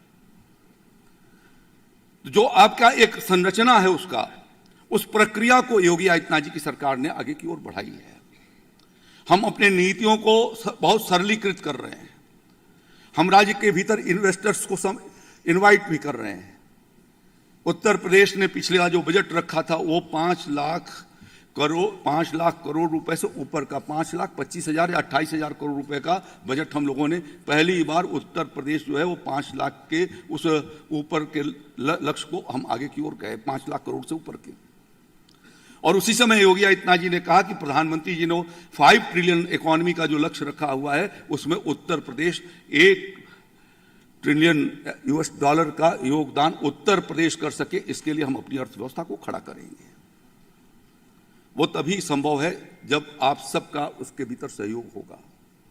हम लोगों ने अपनी MSME पॉलिसी को भी बदला है, उसको सरलीकृत किया हुआ है, उसके सीमाओं को भी बढ़ाया, उसके ऊपर सब्सिडी भी बढ़ाई है। हम 35% से ज़्यादा सब्सिडी दे रहे हैं। प्रधानमंत्री जी के द्वारा चलाया गया agriculture infrastructure fund 1 lakh crore रुपए का है। उस 1 लाख करोड़ रुपए में हमने राज्य सरकार की ओर से 4% की एडिशनल सब्सिडी अनाउंस किया हुआ है कि उस पर जो वर्किंग कैपिटल होगा उसमें राज्य की ओर से भी हम सब्सिडी देंगे। हमारी उद्योग नीति अभी आई है जिसका क्रियान्वयन शुरू हो रहा है। इन्वेस्टर समिट को देखते हुए। तो इसी तरीके से अनेक पॉलिसीज हमारी आ रही हैं और उत्तर प्रदेश के भीतर खाद्य प्रसंस्करण इकाइयों की, फूड प्रोसेसिंग यूनिट्स की बहुत बड़ी संभावनाएं हैं। अभी 4-5 दिन पहले मैं बुंदेलखंड के अपने बांदा विश्वविद्यालय, मेरा एग्रीकल्चर डिपार्टमेंट का एक विश्वविद्यालय, वहां पर गया था। आज से 2018 में मैंने उनसे ये अपील किया था वहां के वाइस चांसलर साहब से कि ये नागपुर में संतरे की खेती हो सकती है तो बुंदेलखंड में क्यों नहीं हो सकती, एक बार कोशिश करो। अभी जब पिछले हफ्ते में वहां पर गया तो मुझे जो वर्तमान वाइस चांसलर साहब हैं उन्होंने मुझे अपने विश्वविद्यालय के कैंपस में संतरा को उगा करके उसका फल, फ्रूटिंग आ गई है, उसका फल मेरे को दिया। यह उत्तर प्रदेश के लिए एक आश्चर्यजनक बात है कि नागपुर का संतरा उत्तर प्रदेश में हो सकता है। वहां पर हमारी मौसमी फ्रूटिंग आ गई है, उसे भी उन्होंने दिखलाया मेरे को। कीनू हम पैदा कर रहे हैं बुंदेलखंड के भीतर, ड्रैगन फ्रूट हम पैदा कर रहे हैं। हमारे किसान जो है, झांसी का किसान ने स्ट्रॉबेरी, पिछले साल सरदार जी ही हैं उन्होंने स्ट्रॉबेरी की खेती बहुत बड़े पैमाने उनकी लड़की ने किया हुआ है। मैं उनके फार्म पर गया था, मैं जाकर के देखा। मुख्यमंत्री जी ने मुझे कहा कि आप जाइए, जाकर के देखिए, उनको प्रोत्साहित कीजिए कि ऐसे किसान और उनकी ओर आगे की ओर आए। ऐसे यदि मॉडल किसान होंगे, ऐसे मॉडल गांव खड़े हो जाएंगे तो देखा देखी हमारे भीतर एक बहुत बड़ा परिवर्तन, जो ट्रांसफॉर्मेशन आप चाहते हैं वो ट्रांसफॉर्मेशन हो सकेगा। और उस पर आप जो विचार कर रहे हैं, मैं उसके लिए आपका अभिनंदन करना चाहता हूं। आदरणीय प्रधानमंत्री जी ने, ये उनकी कॉन्स्टिट्यूएंसी है, यहां पर एक जयापुर गांव को उन्होंने अडॉप्ट किया और पिछले 5 साल के भीतर जयापुर का उन्होंने जो मॉडल गांव का कंसेप्ट है, मैं चाहूंगा कि यदि समय होगा तो आप में से कोई कहेंगे तो हमारे कोई अफसर आकर के, आप में से जो जाना चाहेंगे, एक बार लेकर के जयापुर में आपको विजिट कराएंगे, हम करा देंगे व्यवस्था। मैं डिस्ट्रिक्ट मजिस्ट्रेट को भी कहूंगा, मेरा एग्रीकल्चर डिपार्टमेंट के ज्वाइंट डायरेक्टर यहां पर बैठे हैं, वो इस बात को अरेंजमेंट करेंगे कि कैसे आप लोगों को ले करके और जयापुर का वो ले जाए। हम अब प्राकृतिक खेती, नेचुरल फार्मिंग की ओर भी बढ़ रहे हैं। राज्य के भीतर हम लोगों ने इस बात को तय किया हुआ है कि इस साल हम लगभग 1 लाख हेक्टेयर के भीतर, खरीफ से हमने उसकी शुरुआत किया है और इस साल के अंत तक हम 1 लाख हेक्टेयर के भीतर नेचुरल फार्मिंग, काउ बेस्ड, हम ये फार्मिंग अपने राज्य के भीतर शुरू कर रहे हैं। बुंदेलखंड के 47 जो 7 डिस्ट्रिक्ट हैं बुंदेलखंड में, और उसके 47 जो है ब्लॉक हैं, उनके भीतर हम लोगों ने 68 करोड़ रुपए की योजना से इस काम को शुरू कर दिया है इस साल। और मुझे खुशी है, बगल में अयोध्या, यदि आप में से कोई जाएंगे तो रास्ते में कुमारगंज मिलेगा। कुमारगंज में हमारा कृषि विश्वविद्यालय है। वहां पर हमने इस बात का, क्योंकि विदेश के लोग ये जब तक वैलिडेशन उसका नहीं होता तब तक मानते ही नहीं, साइंटिफिक्स जो है अटेस्टेशन बहुत जरूरी है। तो मैंने उनको कहा, अपने वाइस चांसलर साहब से कहा कि भाई आप इसका प्रयोग शुरू करो। और वो जो chemical fertiliser DAP, NPK, urea डाल करके करते थे, उस डोज से एक प्लॉट बनवाई, उसके बगल में उससे थोड़ा कम करके किया, उससे थोड़ा कम करके किया, और एक चौथा प्लॉट मैंने कहा कि बिल्कुल छोड़ दो, जो गोबर और गौमूत्र के आधार पर ही खेती हो, तो उसको कम से कम हम देख सकें कि इसके परिणाम क्या आ रहे हैं। और मुझे खुशी है कि जब मैं अभी थोड़े दिन पहले गया था वहां पर, तो वो किसी भी प्रकार से केमिकल फर्टिलाइजर से कम नहीं है, ये मैंने अपने आंखों से देखा है। हमारा देश परंपरागत ढंग से प्राकृतिक खेती करता रहा है, वैदिक काल से करता रहा है। दुनिया में ऑर्गेनिक फूड की बहुत डिमांड है। गांव के भीतर हम यदि ऐसी व्यवस्था बनाते हैं तो वो बहुत अच्छा होगा। राज्य के भीतर जो हमने ग्राम सचिवालय की बात कही है, हम लोगों ने वहां पर एक सोशल कॉमन सर्विस सेंटर के रूप में हमने एक कर्मचारी वहां पर तैनात किया हुआ है, और उन्हें जितनी भी हमारी योजनाएं हैं, प्रधानमंत्री जी के द्वारा चलाई जा रही जो आवास योजना है, जिन लोगों को स्वच्छता के अंतर्गत शौचालय बने हैं, इज्जत घर बने, उनको साथ में जोड़ करके, जो हम ओल्ड एज पेंशन देते हैं उनको, जो विडोज पेंशन देते हैं उनको, जो डिसेबल पेंशन देते हैं उनको, जितने भी बेनिफिशियरी हैं लगभग 8 करोड़ 8.5 करोड़ लोगों को तो उज्ज्वला गैस उनके यहाँ पहुंची, हमारे बहनों के घरों पर, जिन्हें पत्तियों से, धुओं से, लकड़ियों से जो है वो अपने भोजन को पकाना पड़ता था। उत्तर प्रदेश के भीतर भी वो हमारे यहाँ लगभग 3 करोड़ के करीब वो गैस सिलेंडर पहुंचे हैं लोगों को। ऐसे सारे बेनिफिशियरीज को आज पीएम किसान सम्मान निधि के माध्यम से पैसा जा रहा है। तो ग्राम सचिवालय के भीतर हम लोगों ने इस बात की व्यवस्था किया है कि सारे रिकॉर्ड्स ग्राम के भीतर वो रहेंगे, और कोई आदमी यदि चाहता है कि इन योजनाओं के भीतर हम एप्लीकेंट बन जाएं तो वहां पर उनको भी इस बात की फैसिलिटी दे दिया है कि 20 रुपए दे करके और वो वहां पर जो है वो उस कॉमन सर्विस सेंटर का इस्तेमाल वहां पर कर सकेगा, जिससे कि उसको इंसेंटिव हो जाएगा। जो वहां पर कर्मचारी जिसको 8,000 रुपये हम दे रहे हैं उसे इंसेंटिव के रूप में मिलेगा। तो इसी तरीके से हम विभिन्न योजनाओं के माध्यम से कोशिश इस बात का, कौशल विकास के कार्यक्रमों पर भी प्रधानमंत्री जी का बहुत जोर है, और खासतौर पर विश्वविद्यालयों के भीतर भी नई एजुकेशन पॉलिसी उन्होंने लाई हुई है, राष्ट्रीय एजुकेशन पॉलिसी। उसके भीतर भी कौशल विकास के लिए बहुत ही हाईलाइट किया गया है, और सोशल पार्टिसिपेशन के बारे में। ये सब काम बिना सोशल पार्टिसिपेशन और कौशल विकास के नहीं संभव हैं। सरकारी नौकरियां संभव उतनी तादाद में नहीं है, उसके लिए जरूरत है कि हुनर पैदा करें, और गांव में बहुत बड़ा समूह है जिसके भीतर इस बात का ट्रेनिंग देकर के इस हुनर को पैदा किया जा सकता है। और आपके द्वारा सुझाए गए वो सुझाव हमारे लिए आने वाले दिनों के लिए मील के पत्थर होंगे। हमारे मुख्यमंत्री इस कार्यक्रम में जरूर रहना चाहते थे, और रहे होते तो उन्हें बहुत ही प्रसन्नता होती। मैंने आपका बहुत ज़्यादा समय ले लिया, लेकिन मैं आप सबका हृदय से अभिनंदन करना चाहता हूं अपने भारत माँ की धरती पर, और अपने उस विश्वविद्यालय के भीतर जहां मैं छात्र के रूप में मैं यहाँ पर पढ़ा, और लगभग 6 बार से मैं यहाँ अपने असेंबली का प्रतिनिधित्व कर रहा हूँ। 4 मुख्यमंत्रियों के साथ काम करने का यदि मुझे सौभाग्य मिला है तो वो यहाँ से जो मैं सीख करके गया, काशी हिंदू विश्वविद्यालय के दिए गए संस्कार, काशी हिंदू विश्वविद्यालय के द्वारा दिए गए ज्ञान, उसी के परिणाम स्वरूप में हूँ। और इसलिए गुरु के रूप में हमारे जो वाइस चांसलर साहब जैन साहब यहाँ पर विराजमान हैं, मैं आपको भी नमस्कार करता हूँ कि आपने अपने विश्वविद्यालय में एक छात्र को आने का मौका दिया। बहुत बहुत धन्यवाद, बहुत बहुत आभार।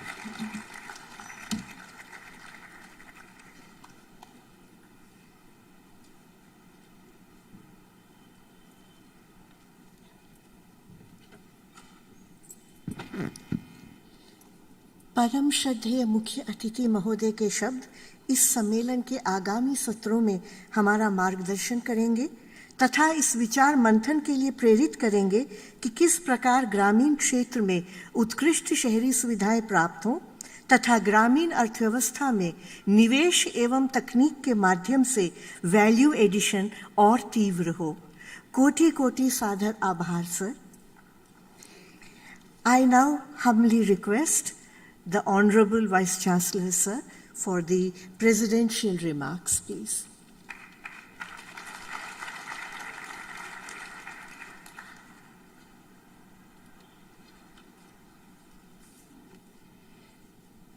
आदरणीय मंत्री जी Shri Surya Pratap Shahi, minister of agriculture, government of UP, और मेरे साथ मंच पर उपस्थित प्रोफेसर आनंद, जिनका आपने हिंदी में आज भाषण सुना। मैं उनसे पूछ रहा था कि कितने साल से आप स्टैनफोर्ड में? बोले 38 साल से हूँ। तो मैंने कहा 38 साल में स्टैनफोर्ड में रह के इतनी अच्छी हिंदी बोलते हैं तो कुछ बहुत ही विशेष बात है। श्री अर्जुन मल्होत्रा, जिनसे मेरा बहुत समय से परिचय रहा है, और देश में आईटी रिवॉल्यूशन में इनका बहुत बड़ा योगदान रहा है।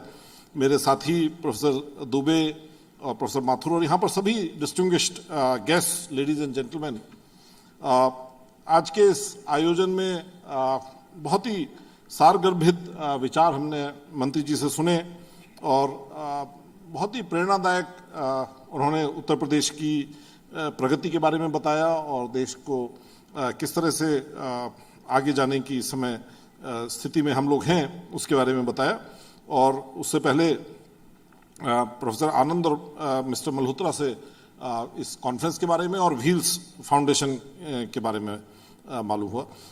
व्हील्स से मेरा ताल्लुक रहा है ऑलमोस्ट जब से व्हील्स फाउंडेशन बनी। हितेंद्र आप बैठे हैं यहाँ पर, और जब भी मैं वाशिंगटन डीसी गया ऐसा कभी नहीं हुआ कि दादा ने मेरे लिए कोई आयोजन नहीं किया हो, और मेरा व्हील्स से बहुत ही गहरा संबंध रहा। और जब मैं इससे पहले IIT गांधीनगर में था तो वहाँ पर भी एक कॉन्फ्रेंस, बहुत बड़ी कॉन्फ्रेंस आप लोगों ने वहाँ पर की थी।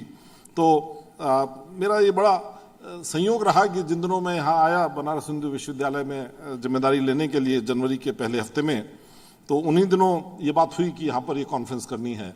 और fortunately Dubey ji already involve थे व्हील्स फाउंडेशन के साथ, तो ये बहुत ही अच्छा संयोग रहा। मेरा बहुत ही सौभाग्य है कि मैं इस विश्वविद्यालय में हूँ जिस समय ये इतनी बड़ी कॉन्फ्रेंस हो रही है।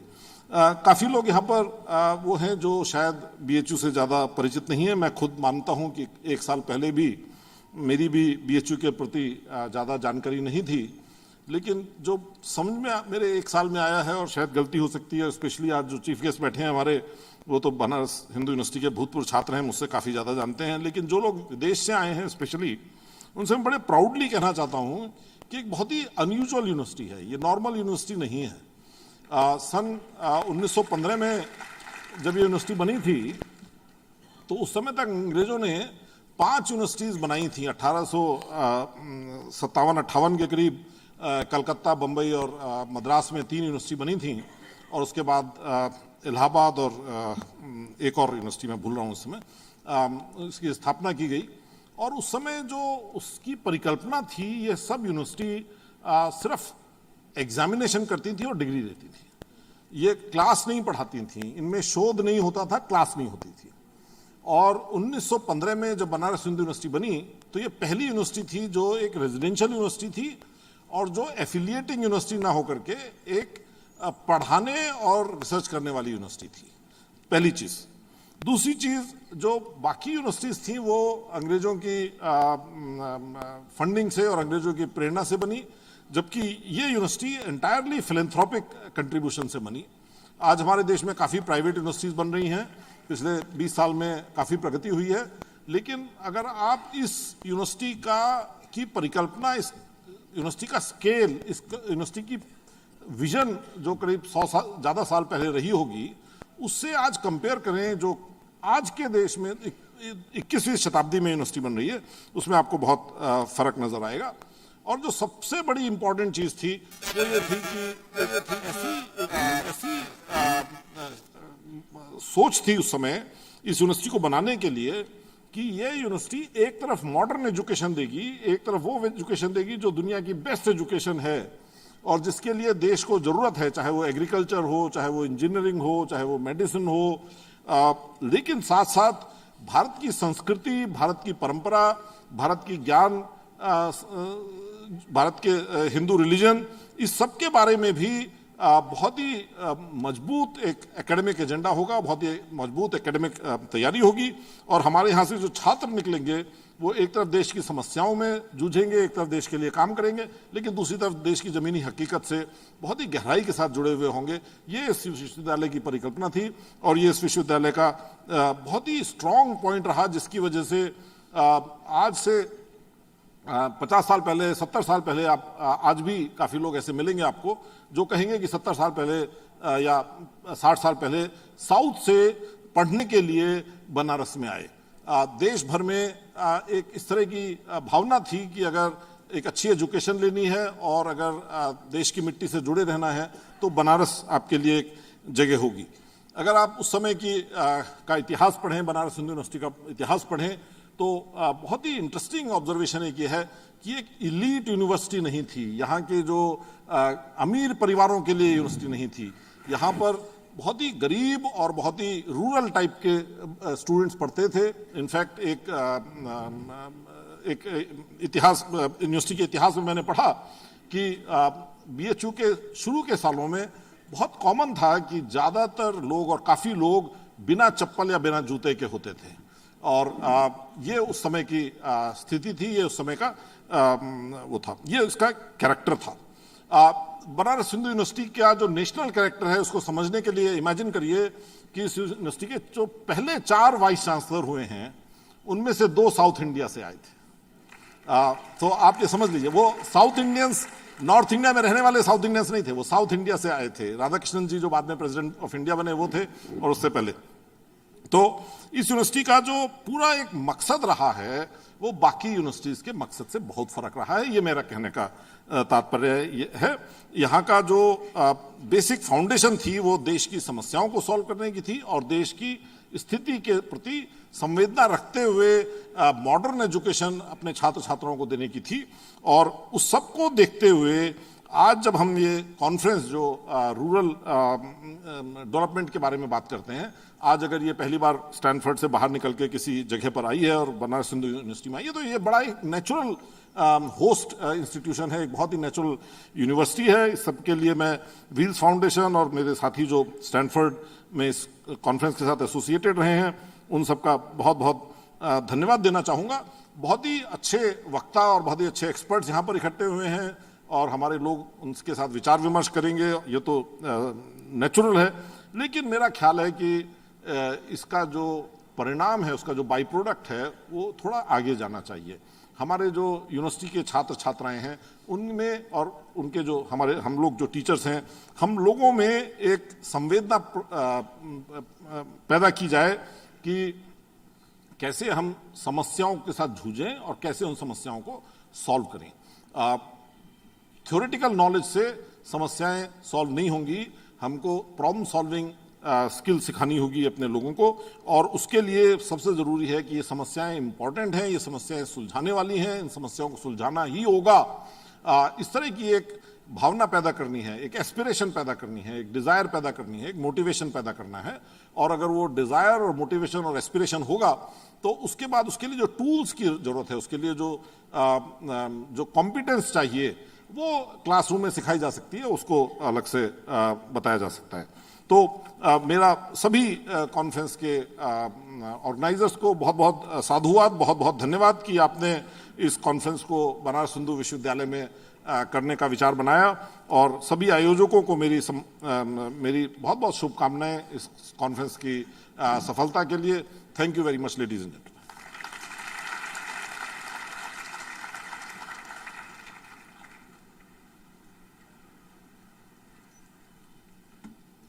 Thank you, sir.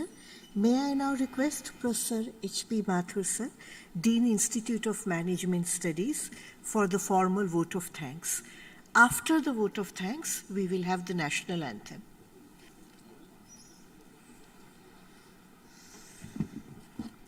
Thank you madam. माननीय कैबिनेट मंत्री कृषि एवं अनुसंधान विभाग उत्तर प्रदेश सरकार श्री सूर्य प्रकाश शाही जी, माननीय कुलपति काशी हिंदू विश्वविद्यालय प्रोफेसर सुधीर कुमार जैन जी, मंचासीन सभी विशिष्टजन, सम्मानित शिक्षाविद, प्रख्यात वक्तागण एवं समस्त राष्ट्रीय एवं अंतर्राष्ट्रीय विद्वज्जन, सर्वप्रथम मैं माननीय कृषि मंत्री जी के प्रति हृदय से अपनी कृतज्ञता व्यक्त करना चाहता हूं, जिन्होंने अपनी अनेक व्यस्तताओं के बीच में अपना अमूल्य समय निकालकर इस अवसर पर व्यक्तिगत रूप से उपस्थित होकर हमें अनुग्रहित किया है। आपके प्रेरणादायक संदेश एवं बहुमूल्य वक्तव्य ने वास्तव में सम्मेलन को उचित दिशा प्रदान की है। अतः हम सभी आपकी गरिमामयी उपस्थिति के लिए अत्यंत आभारी हैं। जैसा कि जॉन सी मैक्सवेल ने कहा है कि नेतृत्व वास्तव में किसी शीर्षक या पद का विषय मात्र नहीं है, अपितु अपने श्रेष्ठ विचारों से दूसरे के जीवन को सही अर्थों में प्रभावित करना ही एक्चुअली नैतिक व्यवस्था और वास्तविक क्षमता को दर्शाता है। अतः मैं माननीय कुलपति महोदय प्रोफेसर सुधीर कुमार जैन जी के अद्वितीय एवं गतिशील नेतृत्व के लिए उनका हृदय से धन्यवाद करता हूं। आपके सहयोग, प्रेरणा एवं मार्गदर्शन के लिए हम सदा आपके आभारी हैं।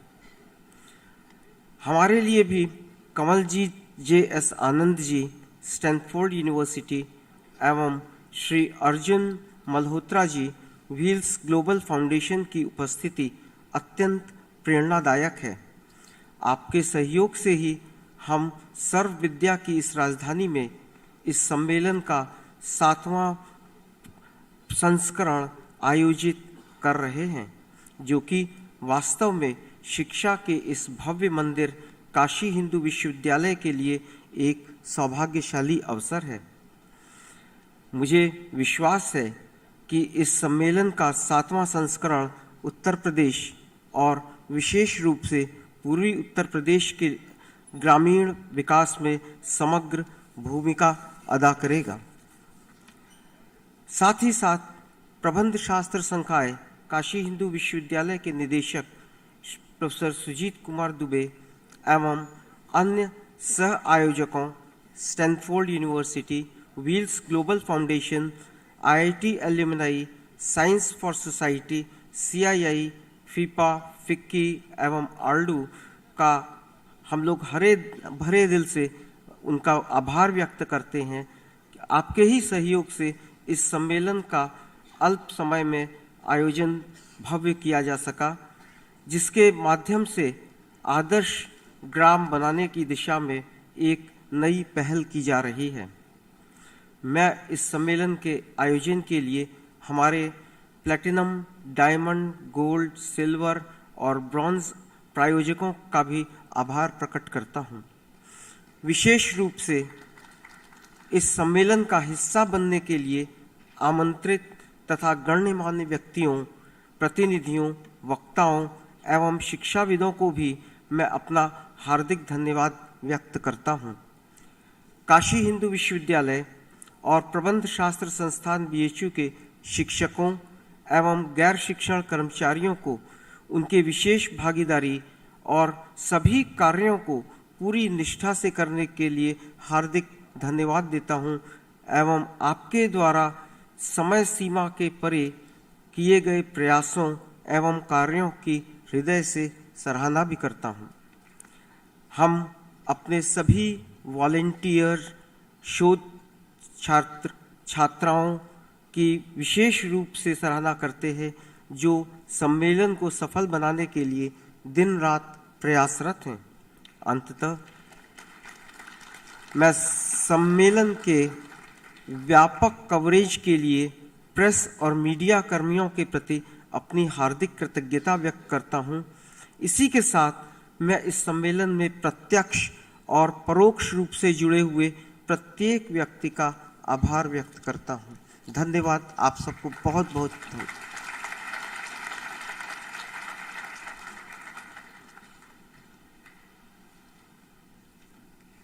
May I please request the members of the audience to stand for the national anthem, please.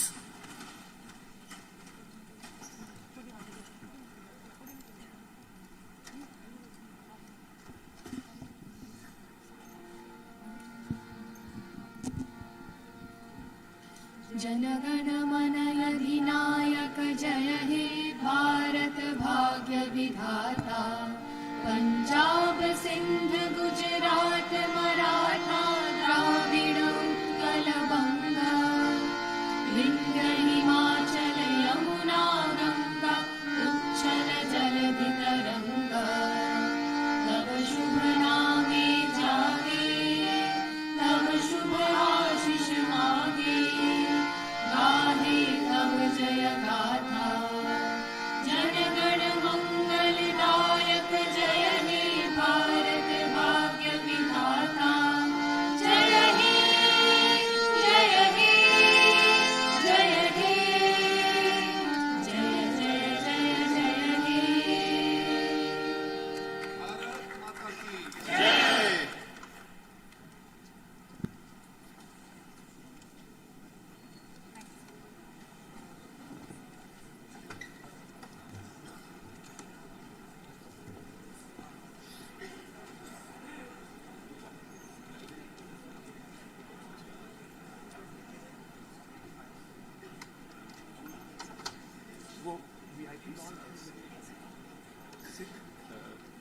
किसान आपके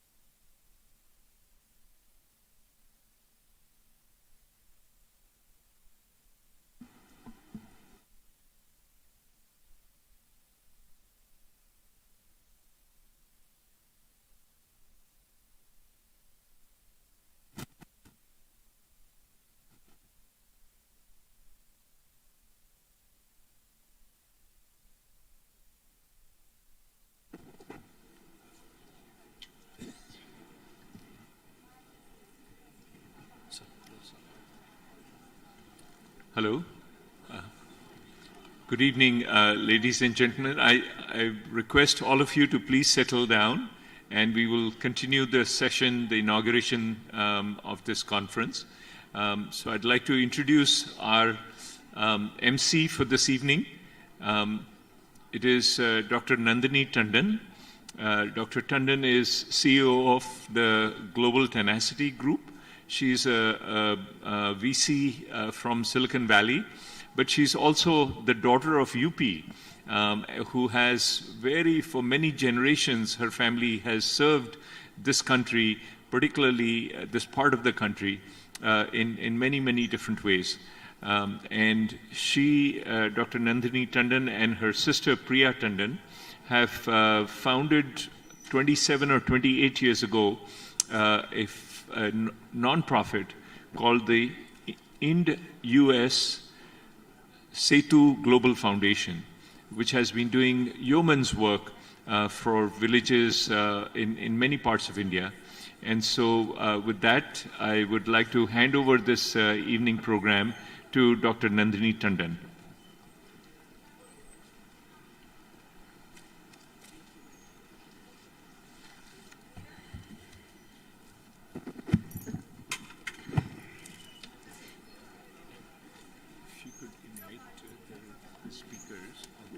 जी जी, नमस्कार। मैं निवेदन करूंगी कि जो हमारे अतिथि हैं वो कृपा पूर्वक मेज़ पे आकर यहाँ पे आ जाएं, स्टेज पे आ जाएं। और अगर छात्रगणों से कह दिया जाए कि जलपान अब शेष हो गया है तो उसके लिए मैं आभारी रहूंगी ताकि हम लोग समय से शुरू कर सकें।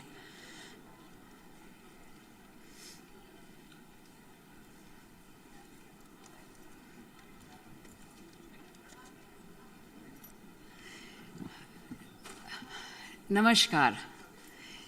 पहली बात तो मैं आभारी हूँ कि डॉक्टर सनी भैया ने इतना सुंदर इंट्रोडक्शन करा, उसके लिए मैं उनको धन्यवाद देती हूँ। और मैं इस अलौकिक अद्भुत संगम के लिए आभारी हूँ।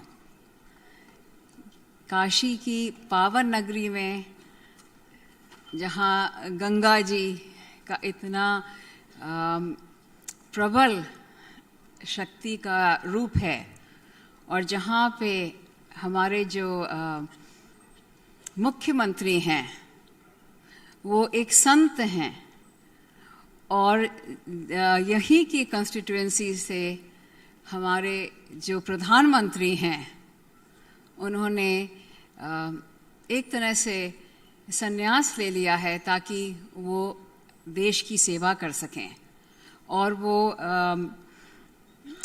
भगीरथ प्रयत्न में लगे हैं कि कैसे हमारे देश को, कैसे भारत को उसी तरह से आगे ले जाएं जैसे भारत की कल्पना हम लोग हमेशा करते हैं जब हम लोग सुनते हैं कि हमारा भारत जो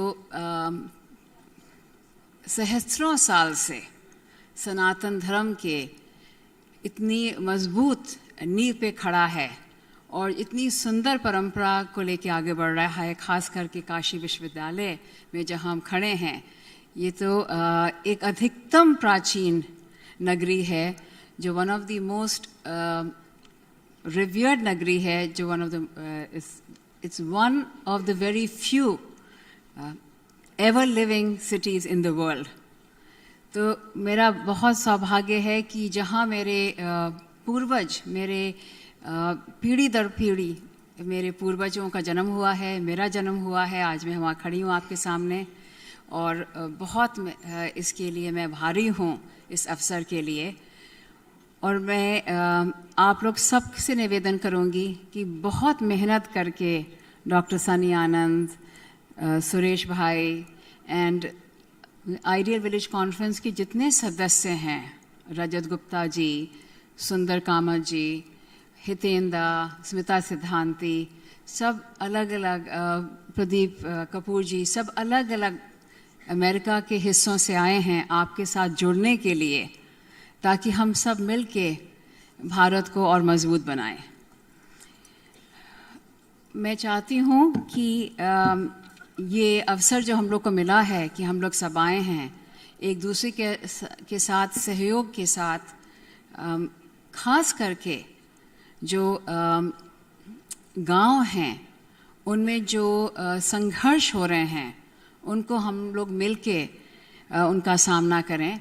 और उसके लिए ये जो आज श्री गणेश किया जा रहा है उसके लिए हम आप सब से निवेदन कर रहे हैं कि आप हम लोग के साथ लगें हर तरीके से। जो हम लोग का पहला स्पीकर है वो है honourable his excellency doctor Manoj Nardev Singh. वो सेक्रेटरी जनरल हैं आरडो के, और वो हम लोग को आरडो प्रोग्राम्स के बारे में बताएंगे कि कैसे इन प्रोग्राम से आइडियल विलेज की जो कल्पना हो रही है उसकी पूर्ति हो सके। सो प्लीज़ बहुत शानदार तालियों से उनका आप स्वागत करिए। And his excellency doctor Manoj Nardev Singh, the floor is yours. धन्यवाद।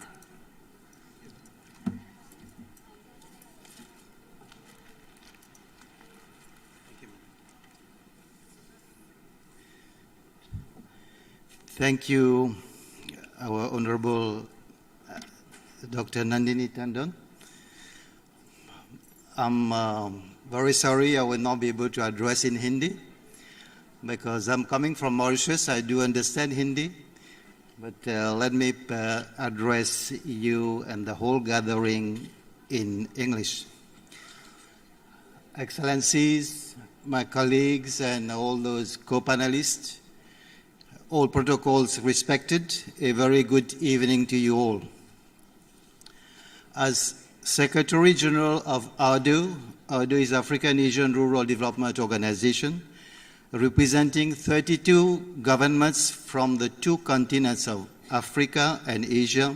It is an immense pleasure for me to solemnly greet such a rich parterre of dedicated professionals and a galaxy of stakeholders, well-wishers, and fervent supporters of a noble cause of rural development while participating in the 7th Ideal Village Conference being organized in this very holy and ancient city of Varanasi at the prestigious and world-renowned Varanasi Hindu BHU. I am well beyond thankful and appreciative to the main organizers and supporters of this annual Ideal Village Conference, which started since 2016 at Stanford University, for continuously providing such international platform for collaboration, for benchmarking, and for holistic approach to improve rural lives. ARDO is very proud to be one of the partners, and prior to giving you a synopsis of my organization in the field of rural development across Africa and Asia, I have unfortunately to underscore that it is very aberrant and very alarming that the recent World Bank report titled Poverty and Shared Prosperity 2022, Correcting Courses, has unfortunately underlined that the global goal of ending poverty, ending extreme poverty by 2030 would not be achieved. In 2020 alone, the number of people living below extreme poverty line rose by over 70 million, the largest one-year increase since global poverty monitoring began in 1990. We know that global inequality also is rising, and it has been rising in the last decade also. We unfortunately must reckon that, barring a few exceptions, the rural development challenge is expected to persist for long, and the situation is regrettably projected to remain quite critical, especially in many African and Asian countries, where we know in most of the cases 70% of the population or even above are rural, and they are struggling for their security and livelihoods. We therefore have to step up this type of cooperation, global cooperation and inputs from everybody. The African Asian Rural Development Organization is a very much rural-centric intergovernmental organization, embodying the spirit of South-South and triangular cooperation, as well as African-Asian solidarity. It is a vibrant platform for policy advocacy, high-end capacity building programs, and dedicated research. Our flagship free HRD programs, ranging from short-term courses to master degree programs, are being run in over 30 different centers of excellence in 12 different countries, where we cover practically some 70 domains pertinent to rural development. Ladies and gentlemen, my dear friends and colleagues, against the backdrop of the global pandemic, immense challenges such as water, health, energy, and livelihood, which is wheels, and also I will add paucity of qualified technicians and researchers, especially when I'm talking about Africa and Asia, and other serious menaces facing our rural community. We are trying in order to champion and advocate more science to rural areas. Besides transferring knowledge, which we have been doing since more than 60 years now, we want to transfer know-how. We are now targeting also the transfer of affordable technologies to member countries. ADU is very confidently pursuing building of capacities while devising effective strategies toward creating synergy between science and technology. It is because we see that science and technology can bring, if not full, at least partial solution for all the contemporary and impending challenges. In ADU, we've already built up an ecosystem where we are sharing policies and programs from all our member countries and obviously from other friendly countries. Moreover, we have got a compendium of, we call that a basket of technology, which is under the caption ATM, Affordable Technology Menu.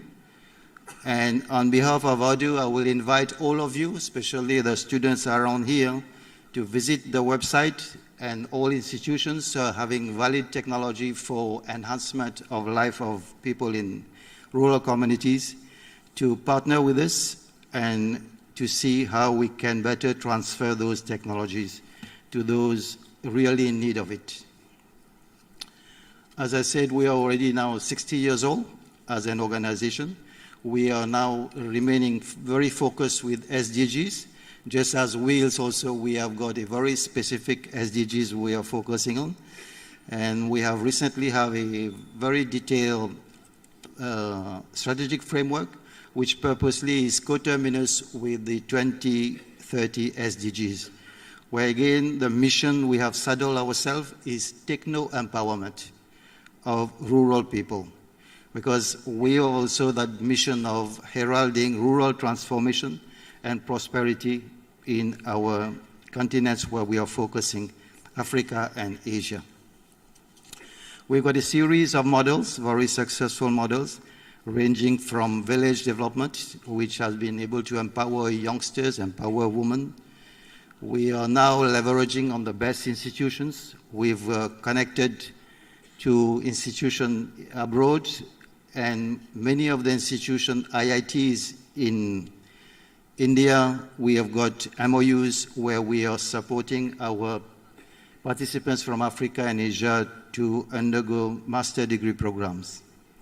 We hope with this type of partnership, we will be able to give more assistance to our member countries so that they achieve in their turn their UN SDGs, and for Africa, the African Union plan for 2063.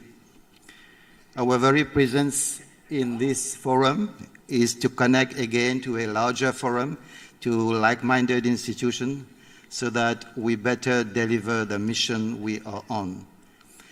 Our dear member countries, both in Africa and Asia, are looking towards India and other countries, obviously, for technologies and for solutions. We do understand that India will be having the presidency of G20. Would like to seize that opportunity to make sure that, as our good friend from Wales has been saying, even the minister also was highlighting on that, we have to move with that mission of Vasudhaiva Kutumbakam. The oneness is already there. India has been doing remarkable progress. I will cite only a few: in digital finance, in social inclusion, in governance, in inclusive growth, technology application, change management, corporate leadership. Even with startups, you are doing very good in that. So all these programs can easily be emulated through our institutions. We'll invite more connections and more collaboration in that. We do have to bear always in mind that the year 2022 was expected to be perceived as a year of hope, but unfortunately it is not like that. There are economic outlook predictions have been very gloomy. We got higher than expected inflation, and this applies to most of our countries in Africa and Asia. We are now having spillovers effects from, I would say, conflicts and wars, and all these are causing troubles in Africa and Asia. Deliberations and implementation of Ideal Village are highly commendable.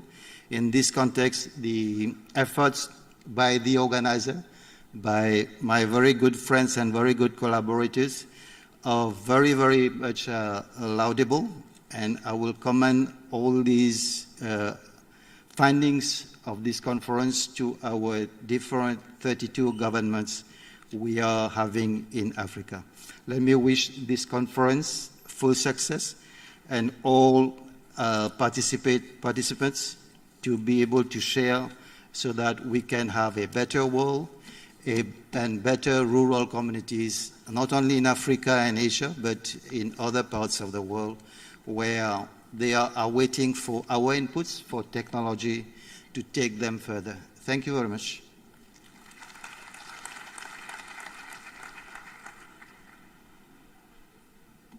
Thank you very much, Your Excellency. Absolutely right. Given the fact that we are facing doom and gloom, it's even more important that the Ideal Village Conference lifts the spirit of the rest of the global community.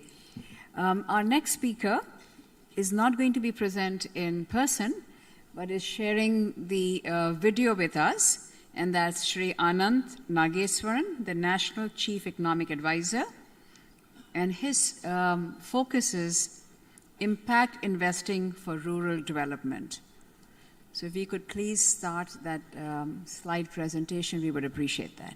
Thank you. First, I want to congratulate the organizers for their continued effort to run this forum on holistic rural development for the 7th consecutive year. I was told that the previous 6 conferences held deliberations with more than 2,400 participants across 34 countries and 80 organizations. I am pleased to note that growth is discussed in the context of sustainability and inclusivity, and even more pleased to hear the effort of the team to bring together participants across the globe to share their stories and inspire each other to uplift villages and rural livelihoods. I feel growth challenges in the villages cannot be solved through a cookie-cutter approach to how development in the urban areas is being carried out. The last few years have been tough on economies globally due to the pandemic, and the approach to combat the consequences varied across countries and within countries across rural and urban areas, as it should be. The pandemic has taught us to be self-reliant. Of course, it is also an opportunity to reimagine the very model of development. Satiation may be the route to sustainable and happy living. The government, on its part, realizes the importance of making villages self-reliant. The government has formulated many village development activities and plans in this regard, and schemes like Swamitwa, which is creation of accurate land records for rural planning and reducing poverty-related disputes and bringing financial stability to the citizens in rural India by enabling them to use their property as a financial asset for taking loans and also avail themselves of other financial opportunities. Nutrition Smart Village, promoting nutritional awareness, education and behavioral change in rural areas involving farm women and school children. So there are many such schemes, and these are some of the essential steps in making rural India self-reliant and prosperous.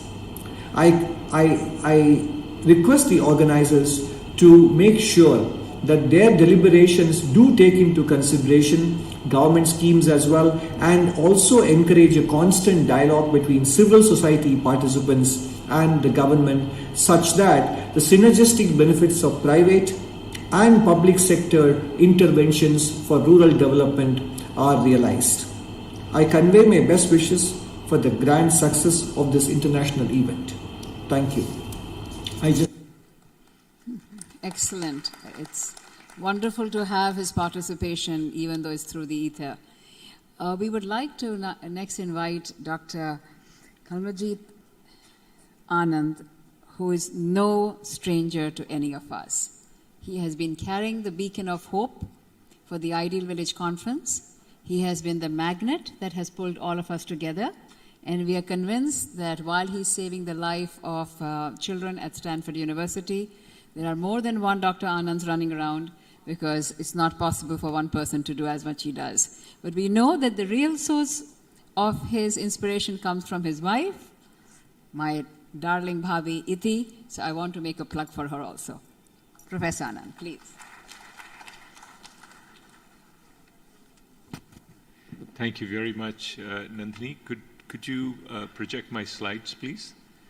So, sorry for the interruption. So this is the pointer, and you have to point towards the setup for changes. That way? Yes. Okay. Thank you. So, in the next 5 minutes, I just want to give an overview of some of the global development programs at Stanford University to sort of lay the groundwork as to why this Stanford University seemed to provide a fertile soil to launch the Ideal Village program. There are several centers of excellence at Stanford, and those are listed on this slide, basically where for each of the 6 tracks in this conference. So for healthcare and nutrition, we have in the medical school a Center for Innovation in Global Health. There's also a Center for Global and Planetary Health, and how those are linked together. For water and sanitation, we have a program on water, health and development, and then also a center on poverty and inequality. For agriculture and farming, we have a couple of centers on food security and the environment. There's a center for the rural West. On education and skill development, we have the Stanford Graduate School of Education, where a lot of innovation is happening for education, all the way from preschool until adult programs, and also there's for energy and environment. There's the Stanford Woods Institute for the Environment and the Precourt Institute for Energy. And then for livelihoods and sustainability, we have the Stanford Center on Poverty and Inequality, the CEPR, which is the Stanford Institute for Policy, Economic Policy Research, and the SEED Institute at the Business School. So first of all, I'll just talk about some of these centers that are associated with holistic rural development. The first of them was the Stanford King Center for Global Development, and then there was the Stanford Haas Center for Public Service, the Freeman Spogli Institute for International Studies, and most recently, the Stanford Doerr School of Sustainability was launched just earlier this year. In sequence, this is the Stanford King Center Global Development. Basically, it's a university-wide research center working to help improve the lives of people living in poverty across the world. And they have several research, teaching and implementation programs that are going on through this center, through a joint venture between CEPR and the Seed Institute at Stanford. Moving on to the Stanford Haas Center for Public Service. Basically, it's a center that inspires the students and faculty to develop, an association with serving those who are less fortunate than us. And it's through the Stanford's Cardinal Service Program, Principles of Ethical and Effective Service, Pathways of Public Service and Civic Engagement, and of course, diversity, equity, and inclusion is very important. Next, we have the Freeman Spogli Institute. I'm affiliated faculty at this institute, and it's the hub for non-partisan interdisciplinary research, just to provide a policy impact in international affairs, and to produce world-class scholarship and prepare future leaders from Stanford University.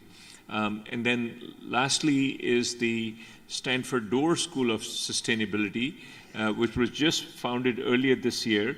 It still has not launched its programs yet, but we have a new dean that was appointed.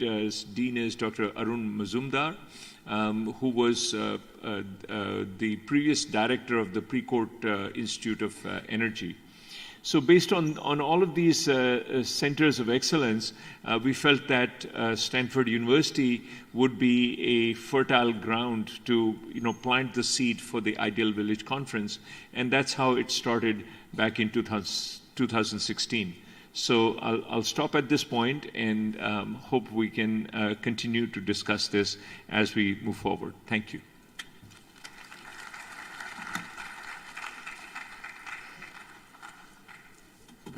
Thank you, Dr. Anand. Truly fertile ground for a lot of entrepreneurial ideas that are germinating to support the Ideal Village concept in many different manifestations. And before I invite our next speaker, I just wanted to say that BHU has an exceptional spirit of entrepreneurship, starting with its very founder. Being a venture capitalist in Silicon Valley, I can tell you we've met many entrepreneurs who have a lot of challenges. But when we read about Madan Mohan Malviya ji and the challenges that he faced in a colonial India and rose above it, it's really very inspiring. On that note, we would like to invite Ms. Archana Vyas. She's the Deputy Director, Gates Foundation Program, Advocacy and Communications, and she will walk us through the role of the Gates Foundation in rural development. Thank you. Obviously, we all know about the Gates Foundation, and we have lots of expectations, so no pressure, Archana. Thank you, ma'am, and no pressure at all.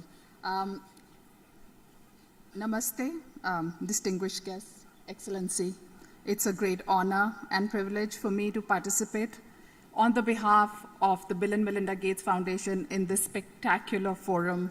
It has been a truly inspiring evening today for me. I've learned so much, and I am definitely leaving back inspired. आज इस मंच पर इस बेहद महत्वपूर्ण आयोजन में आकर सभी के सामने प्रत्यक्ष बोलने का अवसर मिला है। इसके लिए मैं आज के कार्यक्रम के आयोजकों को अपना आभार प्रकट करती हूँ। गेट्स फाउंडेशन में हमारा मानना है कि सबका जीवन एक समान बहुमूल्य होता है। At Gates Foundation, we believe all lives have equal value.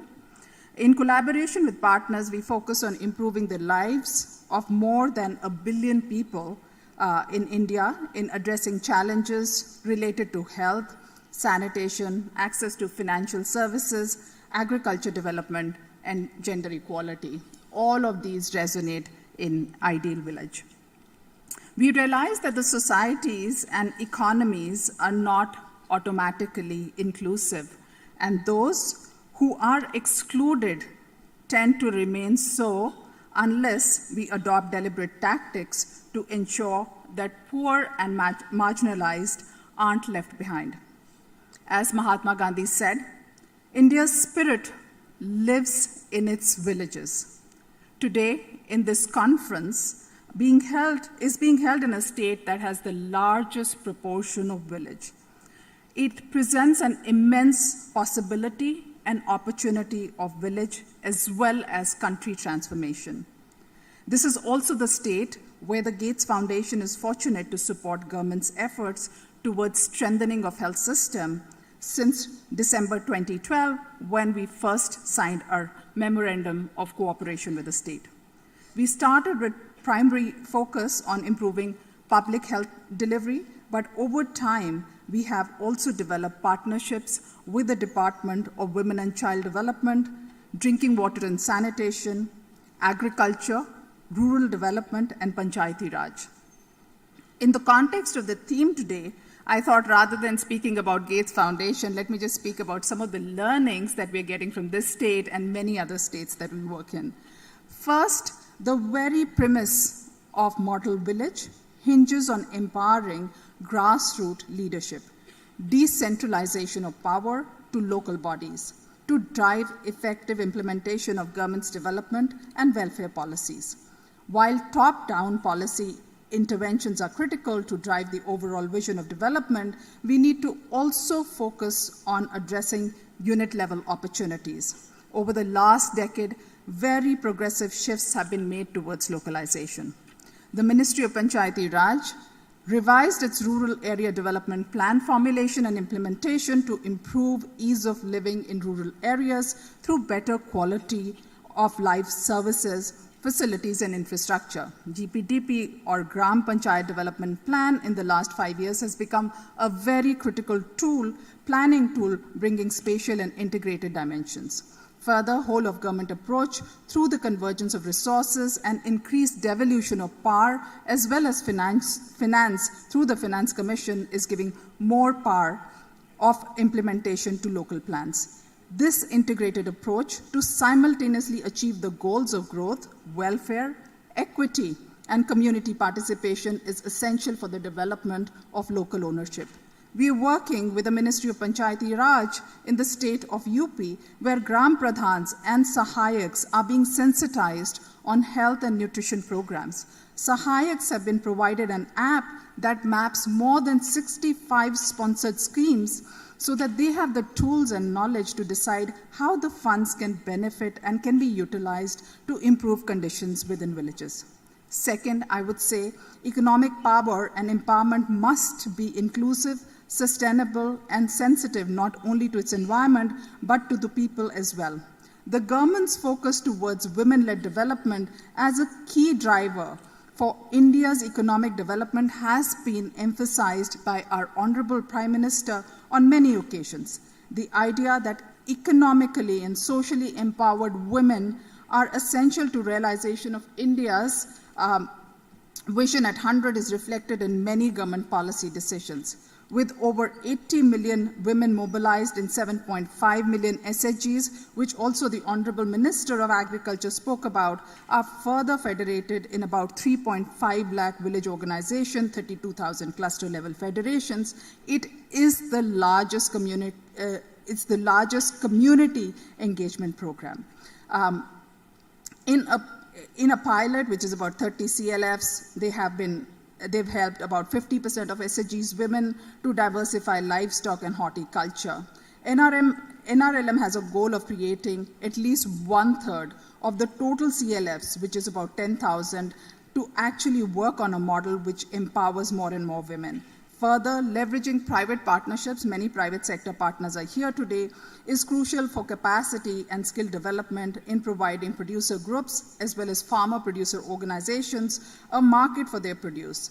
In the two states, SRLM have set up about 60,000 bank sakhis as well as bank correspondents with training and appropriate communication material. The bank sakhis have actually sold insurance, which is life insurance as well as accident insurance of more than 10 million rupees. We are working and partnering with NRLM as well as SRLMs in helping scale up the CLFs, the bank sakis, the agri-entrepreneurs, leveraging private sector partnerships to transform the economy of rural India and bring millions out of poverty. Third, India is a young nation. About 40%, more than 40% of our population is under the age of 18, and most of them actually reside in rural India. It is thrilling, absolutely thrilling, to imagine how prosperous the future of India can be if we can tap into the talent of these young people. And to do that, we must prioritize health, nutrition, and education of every single Indian so that they can maximize, and this is what the economists call actually maximize on India's human capital. Through our work, we have learned that health and nutrition for rich as well as poor are the linchpin to the positive change that we'd like to see in our society.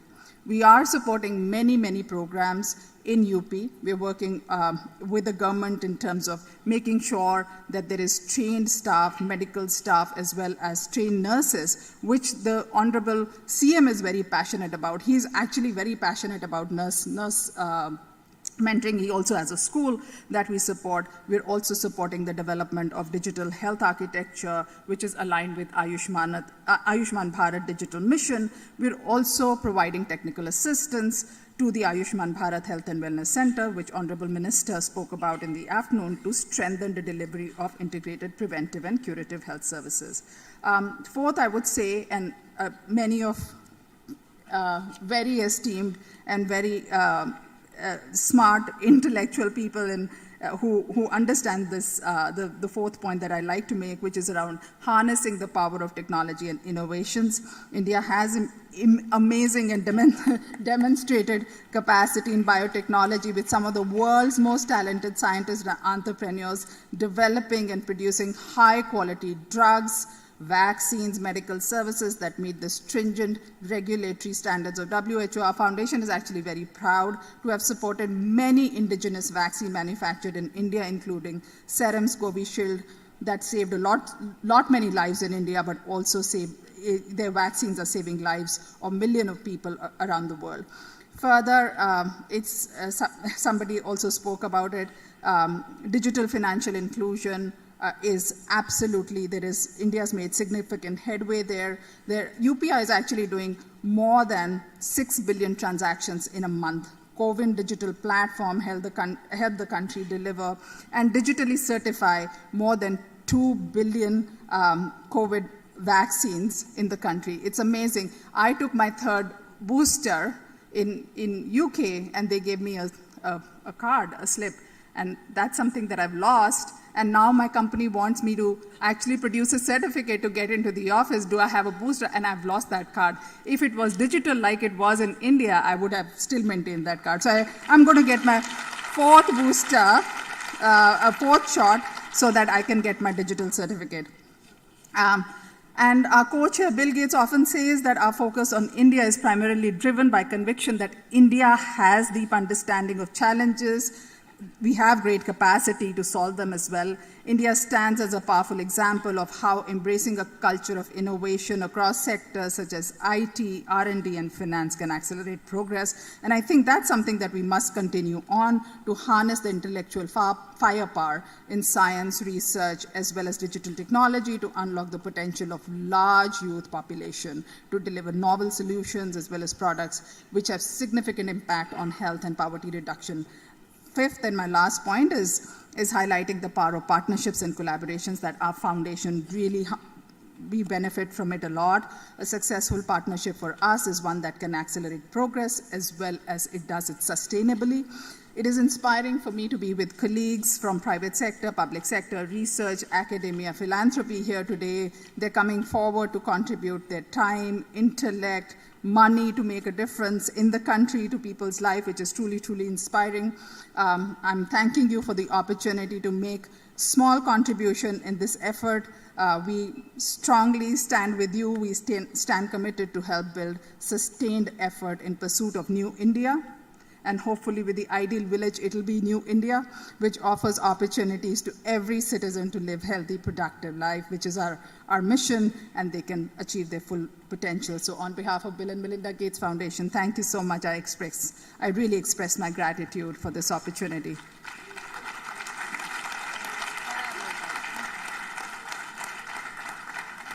Archana, we love your spirit. We vehemently agree with you on all 5 points. We need a large spectrum. We need the youth. We need women. We need technology. We need private-public academic partnership. And, of course, digitization. And as you absolutely said, totally resonate with what you said. We have an exceptional audience. Our audience are people who have built businesses. They have created universities. They have brought spirituality to the realm of our lives so that we would have the firepower. So we have an outstanding array of audience, and that makes for a combustible engine for this conversation to go forward. I would like to thank Archana not only for that fabulous sharing of her ideas, but also for being a platinum sponsor for the Ideal Village Conference. Please give her a very big support. I think in our industry, we say cash is king. And thank you, Archana, for being that sponsor. We appreciate that. Our next speaker is somebody you have seen earlier. Dr. Anand is going to stand in for Dr. Sundar Kamath. And he is going to give an update on the Ideal Village projects because Dr. Sundar Kamath and Dr. Anand work very, very closely together.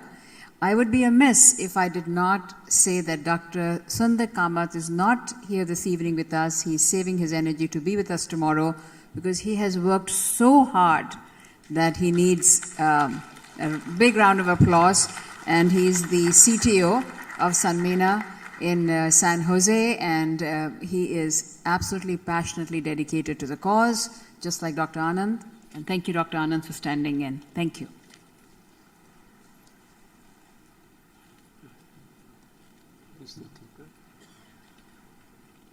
So if you could put up Dr. Kamath's slides. Thank you. So Sundar and I have been working on these Ideal Village conferences, and this is a little background to the Ideal Village concept.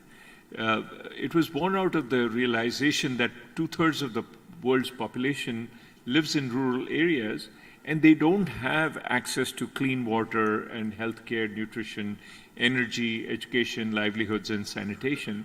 So what the Ideal Village wants to do is, in a holistic and sustainable manner, to fulfill all of these essential needs by promoting collaboration amongst all the organizations who have an impact on village life, so that there are NGOs, corporates, government agencies, and universities, etc., the media and the foundations and so on.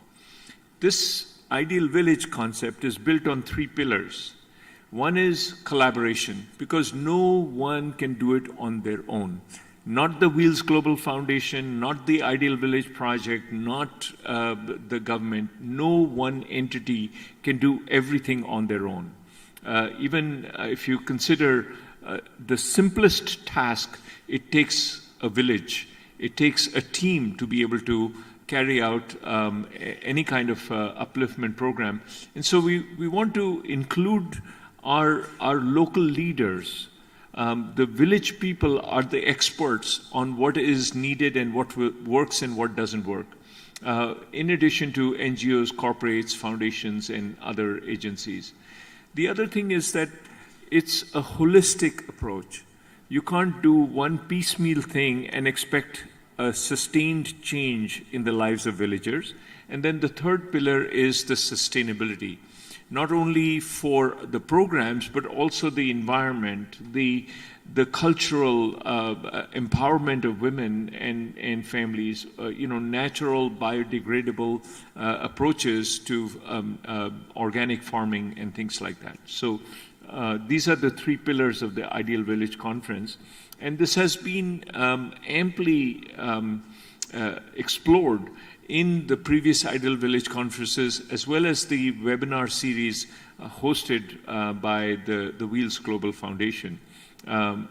So here is just an overview. The first Ideal Village conference was in 2016, and that focus was innovations for the Ideal Village. The next conference focused on collaborations. The third conference focused on empowerment of women. Fourth one was on corporate social responsibility. And the fifth one was then on sustainability and the pandemic. And last year we talked about the post-pandemic normal, talking about. Through these conferences, there have been 2,400 participants. We have more than 600 talks, 600 topics that have been covered, and many companies and nonprofits have participated in this. And when these conferences were held at Stanford, you can see there was every seat was filled, and there was not even standing room in the back of the hall. So these have been very well received. Here are all the organizations along the 6 tracks that we have.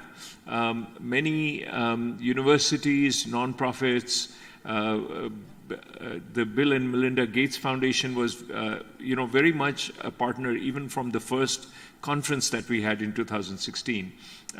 For education, we've had Ekal Vidyalaya, Khan Academy, Pratham, many other foundations participating. Energy, connectivity, livelihoods, there have been a number of companies and NGOs that have focused on these areas. So some of our partner NGOs in this Ideal Village collaboration model are dealing with rural healthcare, maternal and infant health, nutrition, congenital heart defects, startup innovations, CSR, rural education, and livelihoods. First and foremost, I would encourage you to visit one of the exhibition stalls, which is for the Annapurna Trust, where they have launched this morning breakfast program and currently are feeding 1 million children. They have served millions, tens of millions of meals just in the last 5-6 years in 11,000 schools spread across 23 states and 4 union territories. And they deliver this service with a minimal cost of just 250 rupees per month can cover one child's breakfast. And, and that translates into massive improvements in attendance and their cognitive development and things like that. They've also created a SciSure, which is a nutritional supplement, using latest scientific data and with dietitians and mothers and a number of people involved. And they are distributing this SciSure to, in all of the Annapurna schools and things like that. They've now recently started a manufacturing facility for SciSure, which, when it is completed, will be able to produce 750 tons of this nutritional supplement, which is specifically designed for either pregnant mothers or toddlers, infants and toddlers, and then for school-going children. There are 3 different types of these nutrient programs, and this facility will be able to support nutrition for up to 10 million children, just this one facility. And as you can see, they're spread all across the country, partnering with multiple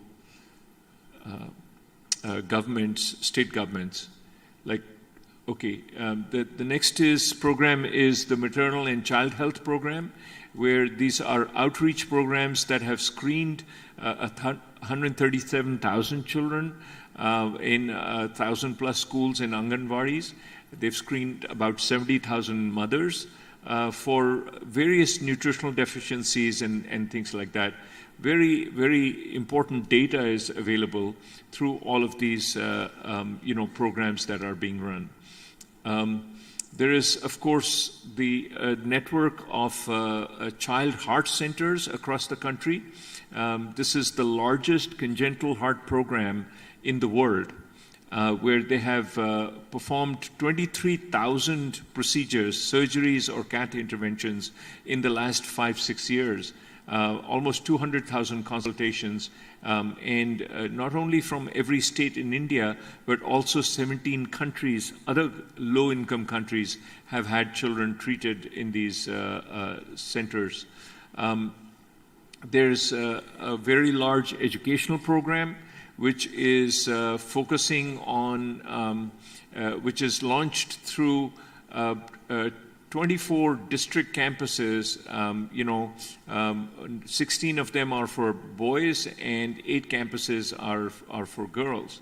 And they provide a holistic, values-based education for these children. And all of these children are given completely free of cost education, right from primary school until postgraduate, completely free of cost. So this residential education is, costs about $2,500 a month, which is not only the tuition, but also housing, boarding, all the other supplies, clothes, and things like that. And this is being run based on philanthropy. These are photographs of some of the campuses. Because it's free education, it doesn't mean that the campuses are not well developed. They're extremely well developed, have beautiful, picturesque buildings and good facilities with, computers and all of those accesses. We are also building the world's first completely free of cost rural medical college in the village of Mudenahalli, which is an ideal village. So it is seen that 96% of the children who go into medical school in India come from urban areas. So why would any of those doctors want to go back to a village and practice? They have no connection with rural India. And this medical school will provide completely free of cost education, housing, boarding, books, everything free of cost. And it is currently being built.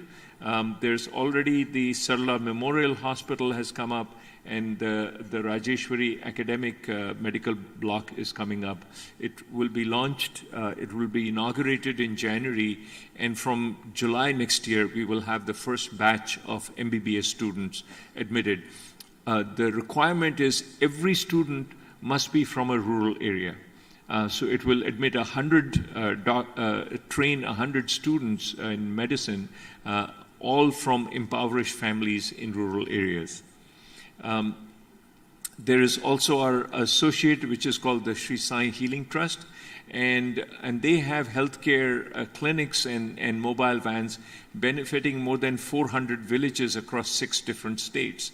They also have adopted 200 government schools in 10 states with an outreach of more than 15,000 students every year.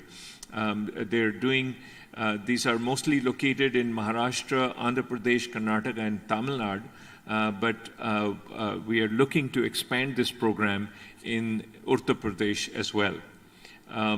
And, the ideal village is not a one-shot kind of thing. You can adopt a village, but it takes a few years to get them up to becoming an ideal village. And because we have done this so many times, we have divided these phases of development into a phase 1, 2, and 3. And slowly we are developing these clusters of villages that are ideal village.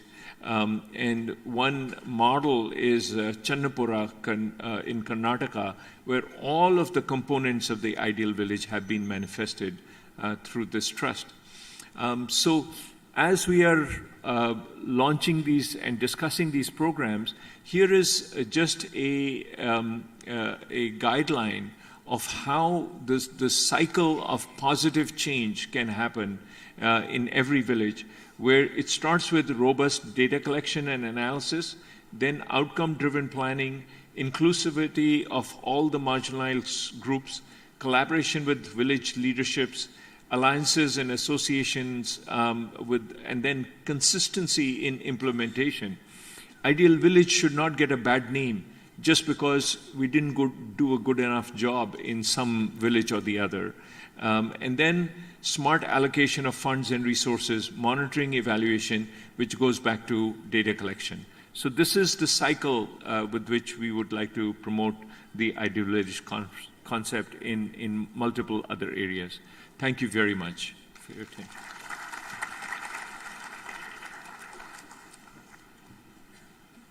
Thank you, Dr. Anand. You never fail to be inspiring. Thank you so much. And just looking at these beautiful colleges, you feel like going back to school, which I never thought I would like to do.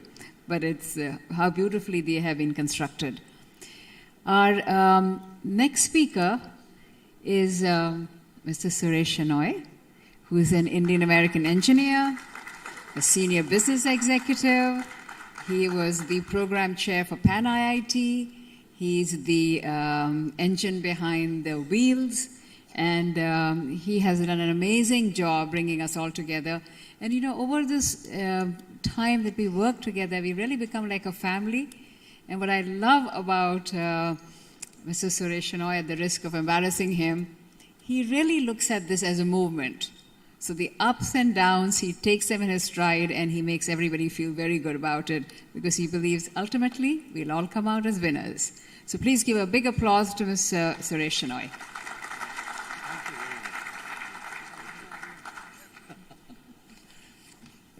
Thank you for that very generous introduction, Nandini ji. When she says she is part of family, it worries me because I will have to take her shopping for Banarasi saris also. But I'll be happy to do that.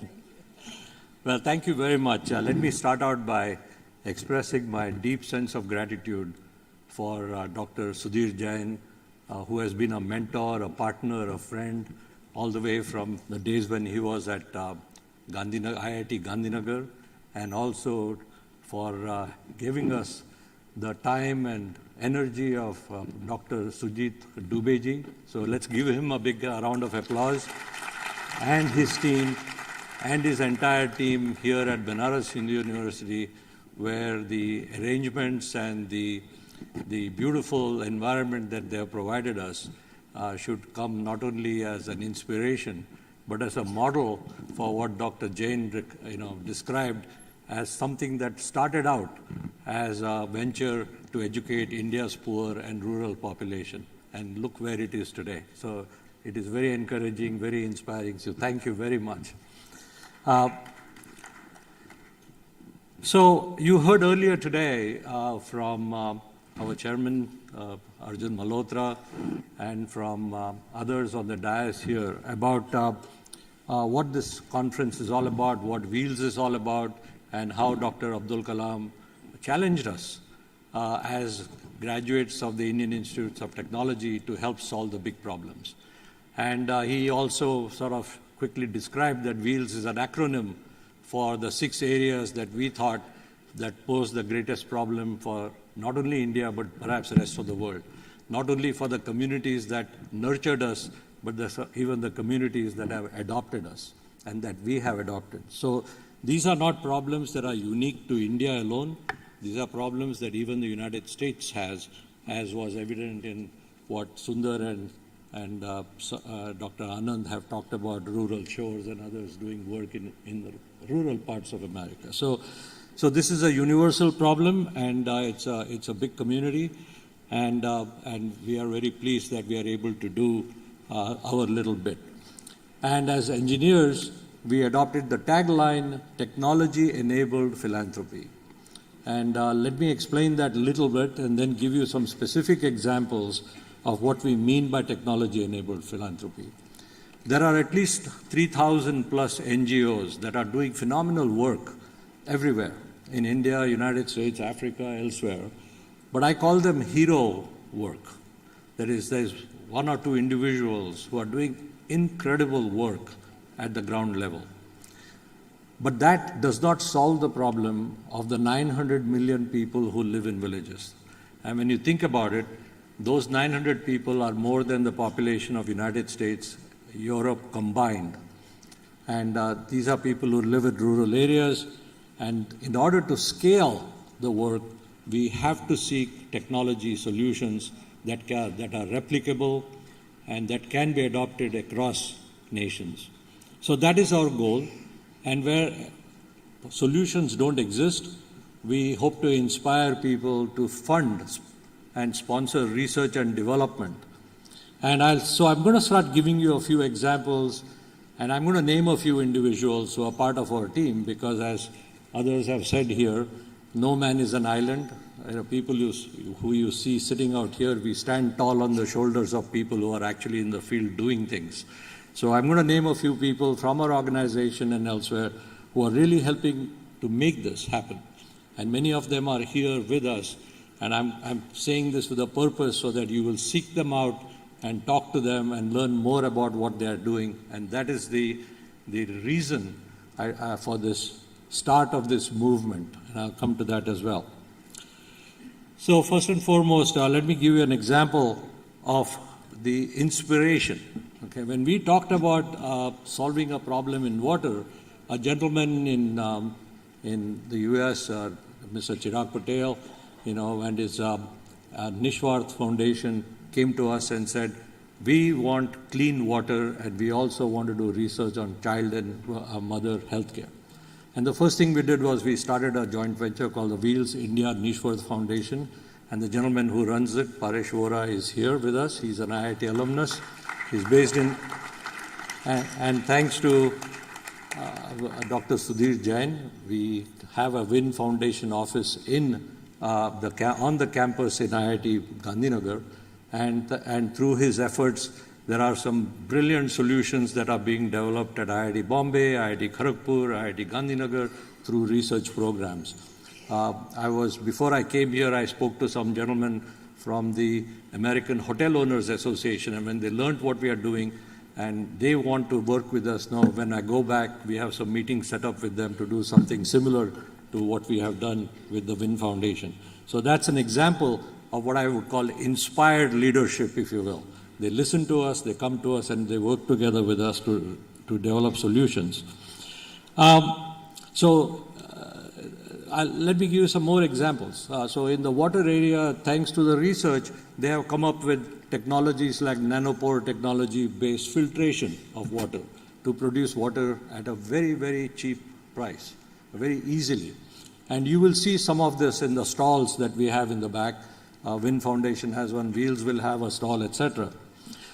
Now, similarly, under the leadership of our own director, Ms. Gauri Kumar, I think she's here somewhere, I saw her walking in, and Mr. Yogesh Andle, who is also on the board of Wheels Global Foundation, they adopted a project in Himachal Pradesh for water, for source water management.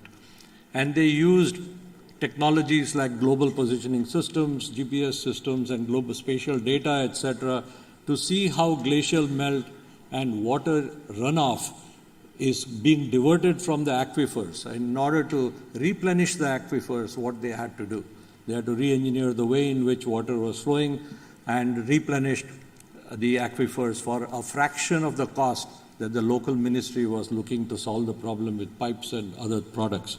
So they built a portal where all these disparate organizations, government, NGOs, IITs, IIT Roorkee was very much a part of it, where they took all these spatial data, analyzed it to see what the topology looks like and how the water can be conserved.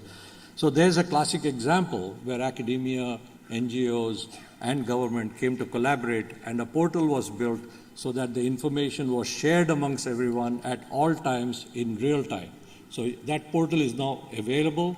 So if you stop by our stall, you will get a link to it, and it'll also be discussed in the water track. I believe it's tomorrow. So that's the kind of collaboration that can help solve these big problems for a fraction of the cost. And that's the exciting part. It's really cheap. In healthcare, we have amongst us a very prominent cardiologist, Dr. Raj Shah. He's sitting here. Dr. Raj Shah is a pioneer. He introduced telemedicine in America at all the Walmarts many years ago. And he came to us and he expressed his dream of having 10,000 telemedicine operations here in rural India in the next 5 years. And that takes money, and it takes talent, and it takes time to develop. And during COVID, he worked together with his team from the Health Council within Wales, where he has about 40 or 50 doctors from all over the world, and not only helped to implement 320 telemedicine operations and treating more than 30,000 or 40,000 patients, but also participated in helping to formulate policies and procedures that were barriers for sending oxygen concentrators, etc., to India from wherever. And there were people like Bindu Kansupada, who's been working on mental health, Mr. Kishan Goenka, who was the president of the Rotary Club in Delhi, who was working with us in figuring out how to get the oxygen concentrators deployed in the field. So that's again a classic example of where technology has helped. Now here's another very small anecdote. A lot of companies in India said, why can't we manufacture our own oxygen concentrators? Why do we have to import it from the United States or Germany or whatever? And when we did our research, we found that the person who wrote the handbook on how oxygen concentrators are to be made happened to be a graduate of IIT Bombay, 1971 batch, okay? Dr. Ram Durjati. And we contacted him, and within 24 hours, the entire handbook on how to manufacture these very delicate devices so that the oxygen doesn't explode when you hold it went viral, and there were at least 3 or 4 IIT alumni in Bombay and Pune who decided to manufacture these locally and deploy them. So our strength as engineers and as alumni of Stanford and MIT and other places is the network. And we are so pleased that, Benares is a part of it as well.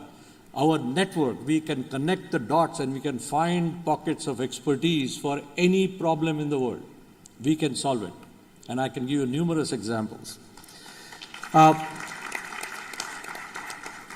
Let me come to energy.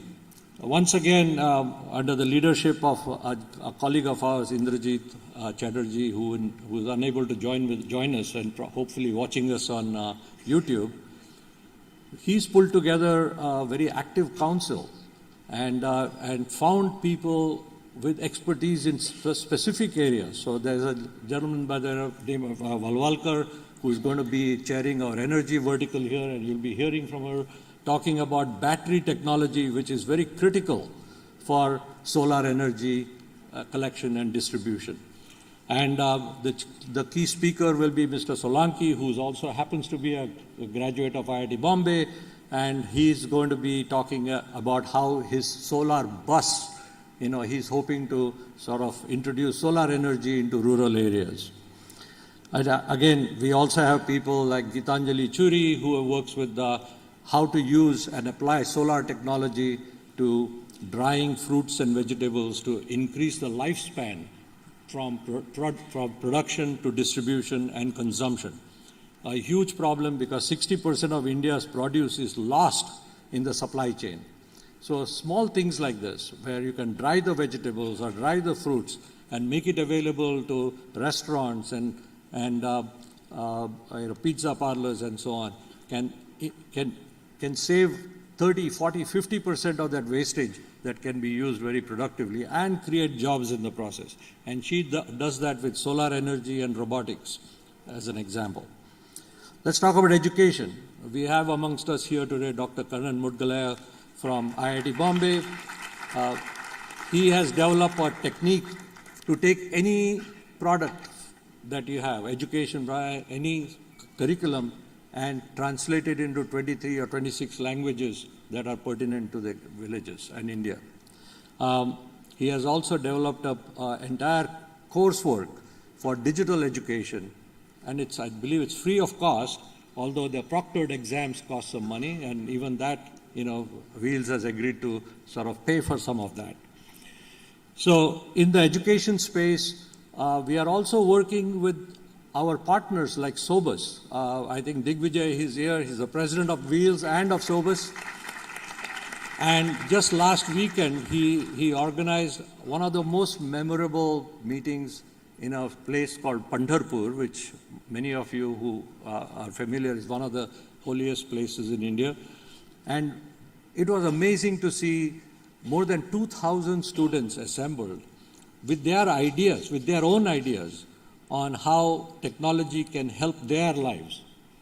And one of the things that we talked about was people in this room and people in this university and people even in the Sri Vittal Engineering and Research Institute represent less than 1% of the youth in this India. And anybody who goes to college must have a mindset that they are not necessarily just job seekers, but also job creators. So entrepreneurship becomes a very important part of education. So may I call you Sunny? I'm not used to calling him Dr. Kanwaljit Singh. We call him Sunny. So Sunny, as Sunny just mentioned, entrepreneurship is very, very important to scale philanthropy as well. And without that, it is not possible to sort of mobilize the skills, etc., that are required to deploy technology. And there's one other initiative within the IIT ecosystem, which is chaired by Mr. Ashank Desai, who is a very well-known entrepreneur. He chairs an organization called PARFI, Pan IIT Reach for India, and they have a model development in Jharkhand, where they train people for specific jobs such as nursing, etc. And their representative is also here and will have a stall. So please stop by and see what they do. Highly replicable model for skills development. You mentioned ACLE. Same thing. ACLE, we met with Mr. Chavan, who is the founder of ACLE, one day over lunch, and we said, what keeps you up at night? And he said, when I go from one village to the next, they speak a different language. So we worked with Dr. Mudgalaya and tried to sort of implement his spoken tutorials and cheap laptops to launch what they now call the Second Chance program. And they also, that was at Pratham, that was at Pratham. But ACLE Vidyalaya started ACLE on wheels, where we were taking computers from village to village. And Mr. Goyal is here. Yes, Mr. Goyal is here. I don't know if he's here. Yeah, so he will be speaking about ACLE and their work, how they do things. Now, in the livelihoods area, I can give you some specific examples. We sent 60 students from IIT Bombay and 60 students from IIT Gandhinagar to the Aravalli district, where we, under the leadership of Ambassador Pradeep Kapoor and Mr. Yogesh Andle, we are running, and Smita Siddhanti, we are running this program where we are looking at clusters of villages, very similar to what Sunny described in the Ideal Village program. And SMART is actually an acronym for first looking at the strengths of a place. We want to see what are the skills already available in that village. So we actually sent some of their folks from the Panchayat to Vibhaji's program in Varda at Magan Sangralaya, and she's the founder of Magan Sangralaya, which was inspired by Mahatma Gandhi. And these folks from the Panchayat came back with some significant ideas. And the 60 students, 120 students that were sent, they came back with 35 different business ideas. And we actually funded 2 of them, which have gone on to do very well. And one of them is being mentored by Amol. And I think Dr. Sodhi is going to be here talking about, how this kind of entrepreneurship for dairy farms in villages Amul, as you may know, has 70,000 villages that they source their milk products from. Classic examples where technology can help to scale. And also one other example that I think they will also be here, the Rural Development Trust in Anantapur in Andhra Pradesh. We worked on a project with them where these women used to travel 12 kilometers every day to pick up chenchu leaves, and they would make these patra, chenchu leaf plates and saucers. Okay, and we said let's help them out. So we bought them a truck to be. not rocket science, just a truck, okay, and called it RDT on wheels. And we got a driver, so they don't have to walk. The truck goes and picks up the leaves and brings it back. We built a shelter, we gave them equipment, and their productivity went up by 50 or 70%, and it created 24, and the whole system ownership is with the ladies who run it. There are 24 women who run it. So it creates jobs, it creates entrepreneurship, and about 2 or 3 months ago, I went to a store in Washington, D.C., an Indian store, and they were selling these Chenchu plates there for $9.99 for 10 of them. And people were just buying them. And I said, what better story is there where a village, a tribal area like Chenchu in Andhra Pradesh finds an export market for their work. So that's an example of our livelihoods. We are doing the same thing in Naravalli. We are working with Vivaji's organization to manufacture turmeric powder, ginger powder, and harvesting honey from forest bees without killing them. Also with the help of collaborating with IEEE. So one of the things that is a common refrain that you will hear here is collaboration. I think that is a very key word. And my colleague and our chairman Rajat Gupta, for personal health reasons, could not attend. So he asked me to just say a few words about what he was going to say. Hiten is going to, and my colleague Hiten Ghosh, who is the President Emeritus, is going to be speaking briefly after me, but I'm just going to give that one sentence that Rajat wanted me to talk about, and that is, when Madan Mohan Malviya, started Banaras Hindu University, he did that with the idea of the notion of Swadesh. That was the key thing, that made in India kind of a thing, that everything has to be from here. And we are back in that circle, if you will, to start this movement at Banaras, where collaboration between industry, we have people from, representatives from CII, FICCI, and we've been talking to other chambers of commerce, NGOs, academia. We've got 6 IIT directors or deans here to talk about how technology can go from academia to industry to rural areas. So they are all going to be here. We have tracks. They are all speaking in different tracks. So we encourage you to please participate and join this movement. No other place is better than Banaras to start a movement where we have 25 years before India turns 100. So what is Indian rural India going to look like in 25 years? And each one of us can play a role in it by making this a movement where we give our time, talent, and treasure, tan, man, or dhan, to make it all work together. So thank you very much for coming, and I hope we can all work together. Looking forward to it.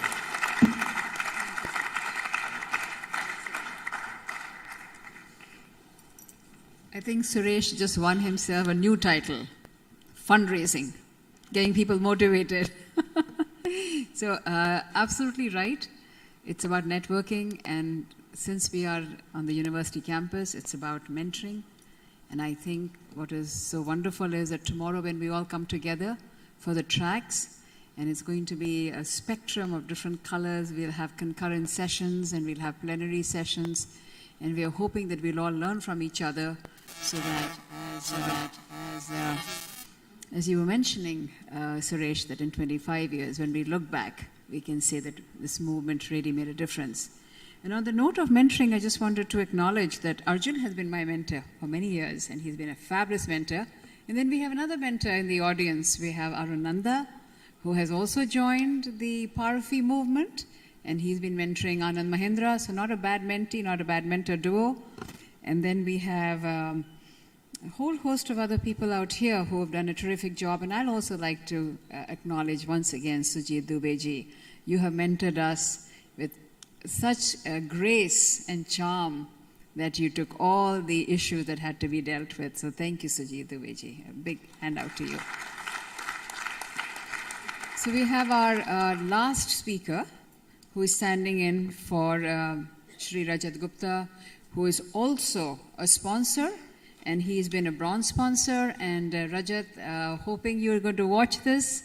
A big thank you to you for sponsoring, and also big thank you for to you for being the glue that you have brought so many institutions together in your journey. We're all very proud of what you have done as an Indian American. You've broken so many ceilings, glass ceilings, and we really appreciate that. And the next speaker is somebody that we endearingly call Hitenda. He's been very passionate, very, very passionate. I think in this group it has to be very difficult to find somebody who doesn't have passion, but I think Hitenda is kind of sharing that with Sunny ji and Sundar Bhai. But he's also an IITian, and he's from IIT Kharagpur. He shares that with Arjun. And I have to say one thing. Being a UPite, I'm so glad that, I'm sorry, Arjun, this did not take place at IIT Kharagpur, but it took place at BHU. So very happy about that. And he's the co-founder for Pan IIT Alumni, and he's going to stand in and tell us what the focus is, vision for rural transformation. Thank you.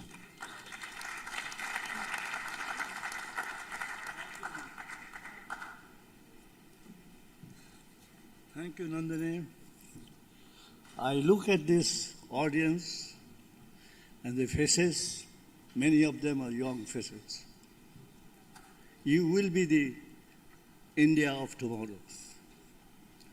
So what I like to make my comments, specifically addressing to you, and why it is not just the technical thing that we talked about, what it talks about your heart, the passion that you carry forward, which will make this movement we are talking about a success or a failure. So let me touch on a few things which is very meaningful, and I will touch with my own career, how the words that we hear and how to translate in your own personal life. For 4 years, 1954 to 1958, I passed through a portal of IIT Kharagpur, written on the top, in the service of the nation. Frankly, I did not completely fathom how to do that service of the nation and what this means. Till, as you heard, President Abdul Kalam gave a clarion call to us and kind of connected the idea. So let me touch on what is the connection between WILS India, WILS Global Foundation and BHU. I was, as a part of Pan IIT alumni, going around and try to encourage for the alumni, each of the directors, to be center of excellence in one subject. So I went to IIT Gandhinagar, met Professor Sudhir Jain, and I very fondly call him Sudhir. What is your passion? What is your center of excellence? He thought for a moment. He said, then I'm not going to talk about a lot of technical subjects, etc., which other people will do, but I will talk about the hearts that I must change, the hearts and minds of the students that will come through IIT Gandhinagar. True to his word, he introduced a novel idea, which you will hear more later on, but I'll just touch and steal the whole thunder. He introduced a concept, a novel concept of 6 weeks before you start the class, you must go to the villages and live like a villager. He will give a stipend to travel, but the travel will be only to travel in the second or third class, not first class. You will go to the village, not you will stay in the 3-star or 4-star hotel, because many of them are rich students, but you will live like a villager. At the end, you write a report, and hopefully you will carry through that experience through the 4 years when you are learning, and learn how to apply technology to solve the rural needs. What a beautiful idea. He did that, and now we have got another IIT. You will hear from him on Sunday, from Director of Tirupati. He has taken one step forward. He's not only doing that, but also giving credit to the students who are coming through.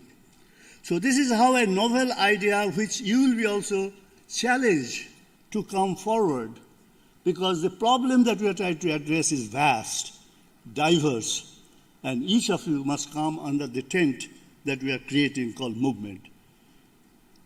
Secondly, when we going through this, we have tried the 6 tracks we heard about, but we come to the conclusion, just like Sunny did, is that individual track development is not solving the problem of village. You can just only have education, not health, or health, not entrepreneurship.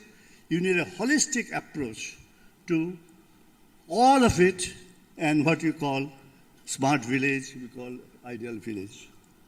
And thanks to Anand and Sundar, very receptive, both of them very receptive and inclusive of the idea.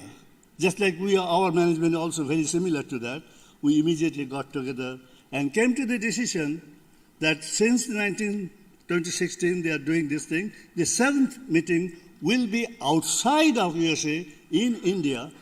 Why?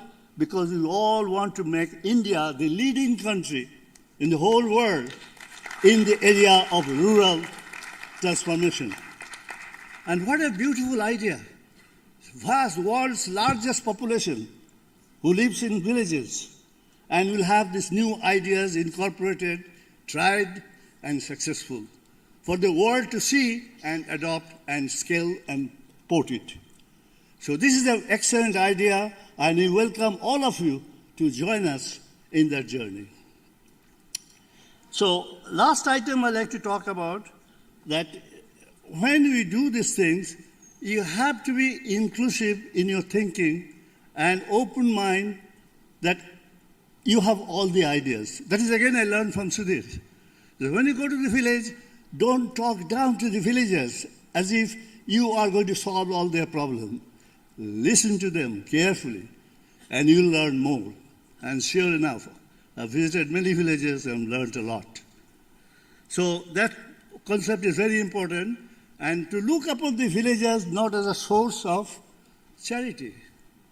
They are the source of wealth. If we think about them properly, they will create the wealth that the country deserves and will help the GDP, etc., to grow up. And most importantly, the growth of the young people like you will happen in villages. They are 70% of the population. And if they don't have the things, employment, etc., which are all here, they will be really hopeless. And I will quote from a very important poem I heard from Tagore. He wrote in 1930, "Return me to my roots, ebar firao more." In that he wrote, "Here they stand my countrymen, with a bowed head and expectant heart. And when we don't meet that expectation, they don't blame us.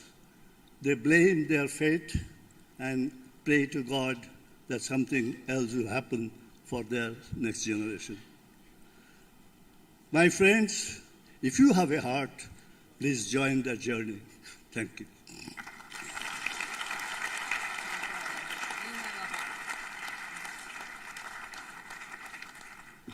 Always takes a Bengali to move our heart. Hitendra, that was beautiful. And you know, as a UPite, you cannot end the event unless I share with you. So I think with such amazing people in this room and with more coming tomorrow and the movement that we're all hoping to take ahead, I would like to say, "Gar main chahun हर चीज़ मुकामिल हो जाए, गर मैं चाहूँ हर चीज़ मुकामिल हो जाए, मंजिल के लिए 2 गाम चलूँ, मंजिल के लिए 2 गाम चलूँ, और मंजिल सामने आ जाए." So I'm hoping that all of us will have our manzil of this movement being very successful. And on that note, thank you so much for your time, your attention, your participation. And we would like to felicitate the speakers, so I'm going to give the mementos to them. I've been told that Dr. Anand already has one, so he will not get it this time. We're being frugal because this is an ideal village conference.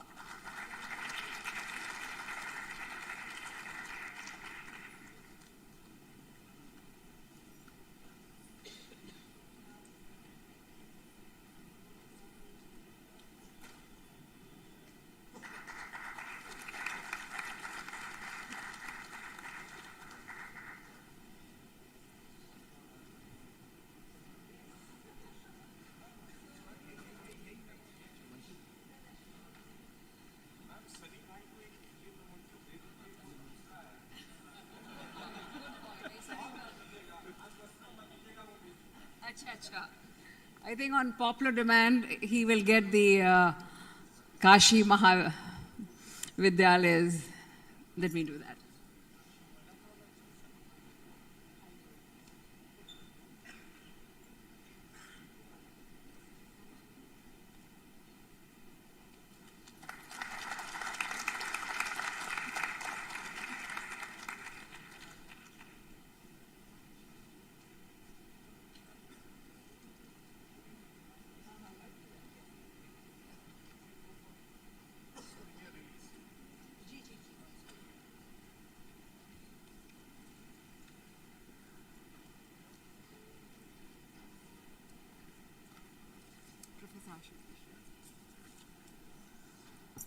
And we'd like to invite Professor Ashutosh to give us the closing remarks. Thank you so much. Please welcome him. He's from BHU, and we are very appreciative of him coming and closing the event. Thank you, Nandini ma'am, Dr. Nandini. It will be really injustice to the entire audience if we are not showing our gratitude by presenting memento to Dr. Nandini. I would like to request Dr. Ms. Archana Vyas to kindly do the honor for us.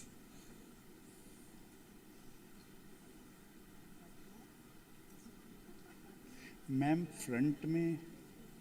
Ma'am, please come to front. Yeah. We love the woman power.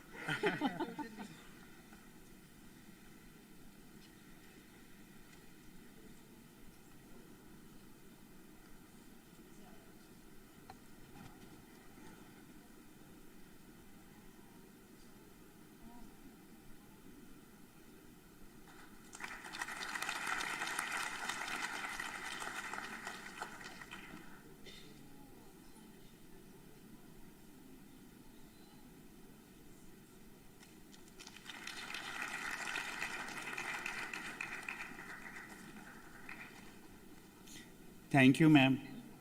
Thank you, ma'am, for doing this honor.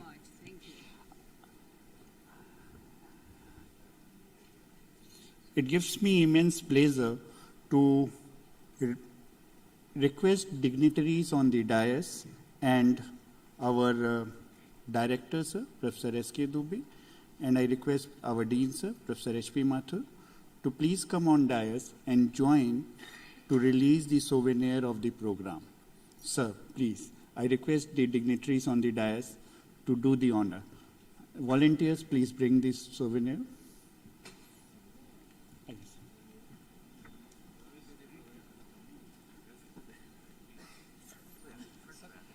This souvenir is actually a collection of articles, more than 13 articles, and then it's having the best practices presented in the form of article, and it's also having a compilation of 18 poster presentation abstracts. We are really thankful to our different sponsors who are a great help in doing the entire event a successful event.